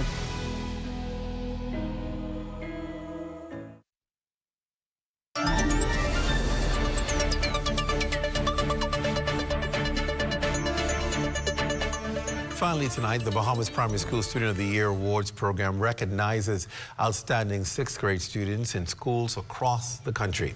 Get this, since 1997, the program has awarded $3 million in scholarships and prizes. This year's event is set for May 30th and 31st, that's this weekend, with a medal presentation, a fun day, and the actual award ceremony that will be aired right here live on the ZNS TV network on Saturday. Bahamas Primary School Student of the Year Foundation Chairman Van Dyke Pratt and Senior Program Officer Mavis Colley are with us tonight to talk about this big deal. I call it big deal because we put emphasis on all of what's going on in the country, whether it's good or bad. But this is good news. This here is good news. Definitely. And I want to welcome you to the show. Great to have both of you. Thank you for having us. Boy, when people talk about Bahamas Primary, while I was talking and prepping about this, one of our on-air anchors said, "Yeah, I remember that. I was a part of that in primary school." I said, "What? That's how long it's been around?" What's the minute know that is? yeah, and I was like, "Really?" She's like, "Yeah, I was a part of it in primary school," and it just shows really the value of what this foundation is about. It's more than just giving people scholarships and awards, but it really has become a legacy organization. Let's talk about really the purpose of this institution, which has been around for what, 28 years? 1997. Wow. 29 years. All right. It's our 29th year. And really the purpose was to recognize that segment of the student population that previously were being unrecognized. And at that age and stage, I think it's very vital to be able to reinforce and inculcate the right habits and activities for them to really go ahead and continue to strive and to know that doing well is cool. Doing well does have its rewards. Doing well is something to strive for and not to be ashamed of. And I think that was one of the things that really had that impetus to really cause there to be a legacy. And like you said, it is a legacy. And it's such a strong legacy that, you know, your program is having supreme impact when the students come back and they pour into the program. And so we've had so many testimonials like that. In fact, to be honest with you, even some of our executive board members now within the past 5 to 7 years, former nominees. Wow. And so that shows the tremendous impact that the program has on the actual society and moving forward. Do you believe that we need to reward success and good things more in this country than we do? Because we have so many phenomenal students who are doing so well, but they go unchecked or unnoticed or unsung because we're so busy focusing on maybe the issues or the problems. I definitely think that we can never emphasize enough the good or the impact of programs such as the Primary School Student of the Year. And yes, we could never focus enough on those students who are doing well. Like you said, you know, the spotlight a lot of times, too many times, is given to those who stray and fall by the wayside. And if you really look at the statistics, you realize that it's a small few of them, but they certainly seem to capture the headlines. And it may have been shortly after I left the business, I said, I wish we would do more. I wish the headlines will shout more of the good stuff. And they'll sell more papers. One thing we find with parents and they're family, going to support their children. You put their child in the paper, the whole family want a copy. And so why aren't we doing more of that? And, you know, Van Dyke mentioned the fact that we have students coming back, and this sets the stage. We've seen our honorees, our nominees excel in high school. Those are the ones who are getting the top awards. You know, our executive director, Brother Ricardo DeVoe, I hope that is not true. He often pulls them in and brags when he sees them doing well at high school, and then they're the standouts at college. So it continues. It doesn't stop at the end of the year. It doesn't stop. And you know, when we look at statistics, you mentioned that from throughout the Commonwealth of the Bahamas, we have how many? We have what? 54 from New Providence. Providence, yes. A total of 118. Wow. 54 from New Providence. 60 the rest? Family Islanders. Family Islanders. Family Islanders. Yeah. Wow. 70 from public schools. Wow. The rest. Private schools. That's amazing. We are touching, and listen, they don't wait for us. You know, we have some criteria in place as to, you know, what makes a good nominee and what completes an application. But parents are approaching the foundation. Yes, really? Yes. Because they want to know what I need to do to make sure my child is qualified for this. Yes. Now, mind you, it's always the school. Right, because they choose a representative. Will choose their own representative, but we have a criteria, very stringent criteria that they go by, and they all know. So, for instance, their academic records go back from 3rd grade straight through first semester of 6th grade. Really? Yes. They have to present a full portfolio. And that portfolio would contain the academic records. It would contain anything that they do in extracurricular activities, because we also focused on trying to have a well-rounded student, not just one-dimensional, because life is not one-dimensional. Exactly. So we're looking at them being brought up to be good corporate citizens, to have a social conscience about themselves, and then also to be involved in other things. So you would have sporting activities, religious activities, brigade, all sorts of different things that they're involved in, and so they provide evidence that they've been involved in these things over the years, and also at what level, what they've achieved in these things. So it's not just merely just the academics. Even though academics is always paramount, we look at the whole thing, and we're not judges. Now, we have an independent panel of judges. And the decision is? Final.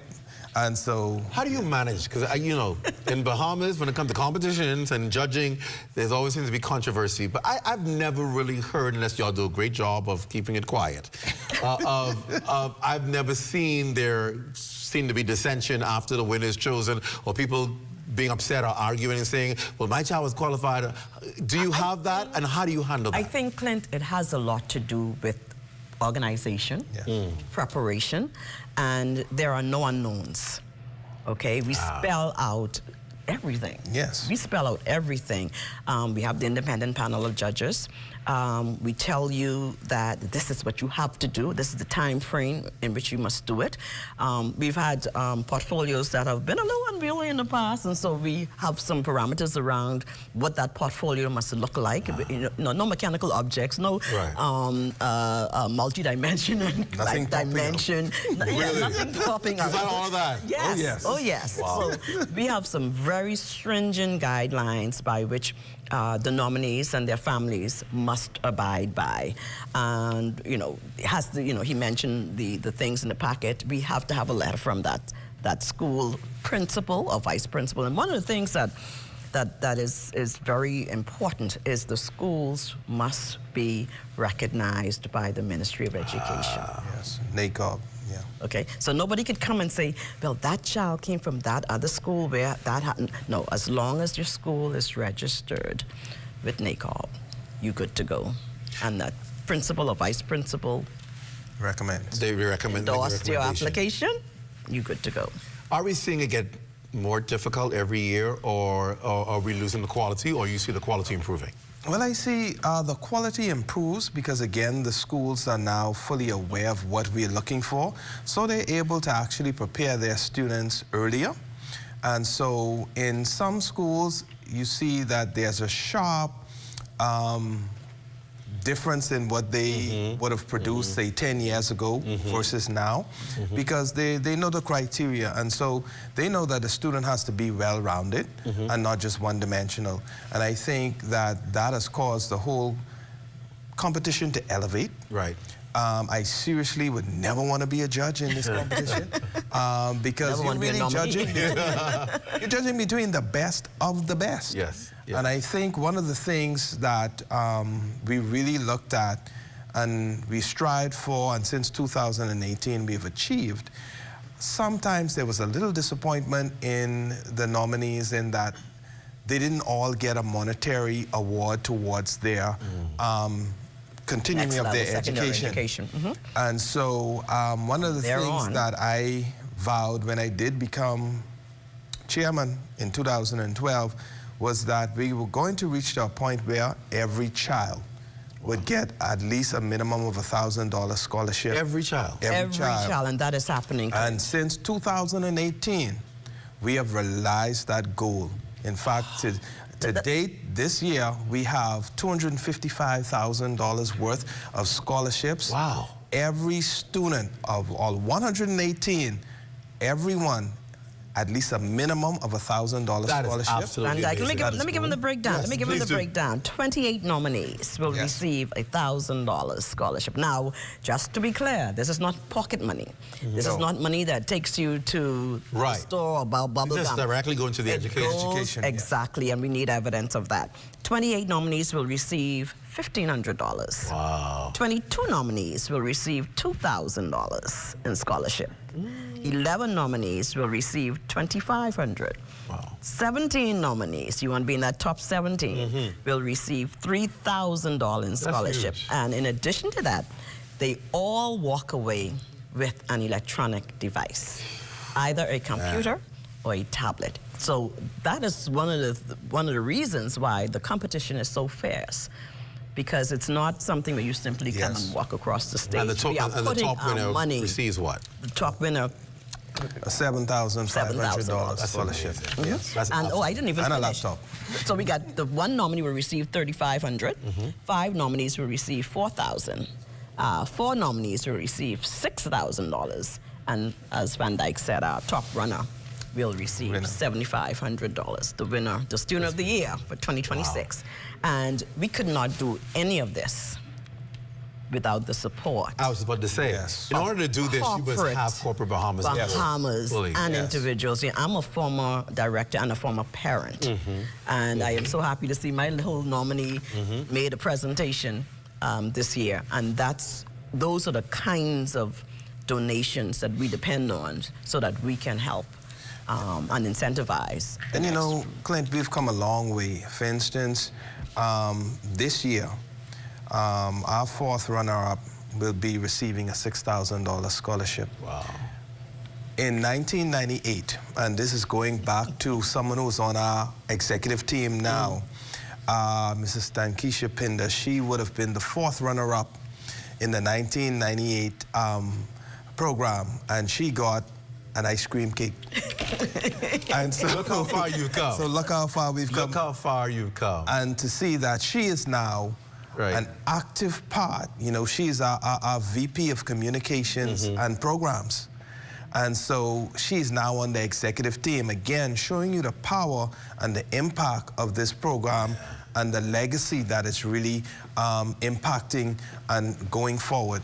And so, of course, on Saturday, I know it's going to be aired live on ZNS Television Network, beginning at 5 o'clock on Saturday? 4:30. 4:30. You'll get to watch it on ZNS Network, because you know people will be paddling into the Diplomat Center. So if you can't get it there, we'll have you covered on Saturday. What can people expect?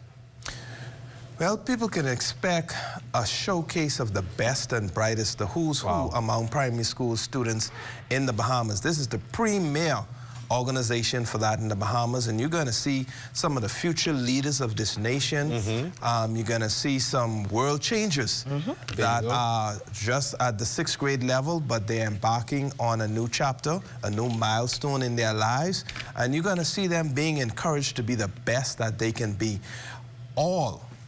All of our nominees are winners, and that's one thing that we also try to inculcate into the parents, because, you know, sometimes we get into that competitive mode and whatnot, but all of our nominees are winners. And so we're going to see that on Saturday. We're going to see a lot of excitement. We're going to see the rewards of a lot of labor for the students as well as for the parents, proud parents and school administrators and all who will be there to join in such an auspicious occasion. And it's a labor of love. Well, I got to cut you there. I already gave you extra. They're about telling me off, so I got to cut you. But we definitely look forward. We're happy to be a partner and being able to do this with you. Congratulations on another successful year. And thank you, and ZNS, and thank you, ZNS, for partnering with us. Our pleasure. Truly amazing. Thank you. That does it for the rundown. Be sure to stay locked on the ZNS network for the Bahamas tonight at 11. It's the final newscast in the country with the latest news and information with Royston Jones. He's in the building now getting ready for the 11 o'clock news. For all of us here at ZNS, I'm Clint Watson. Thanks so much for joining us. Good night, everyone.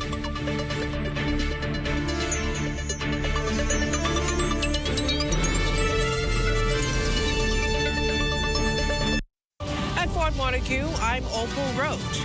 This is ZNS.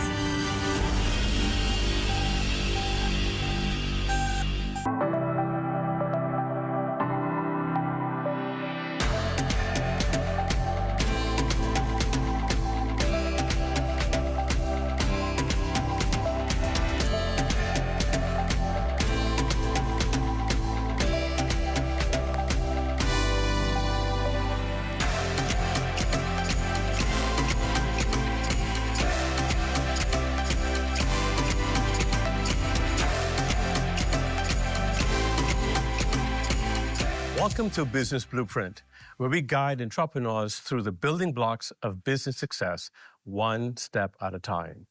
I'm your host, Jeffrey Beckles, and today we're entering the world of technology and innovation, which are two essential tools for future-proofing your business. Many small businesses hesitate to adopt digital solutions, but those that do find themselves more competitive, more efficient, scalable, and globally accessible.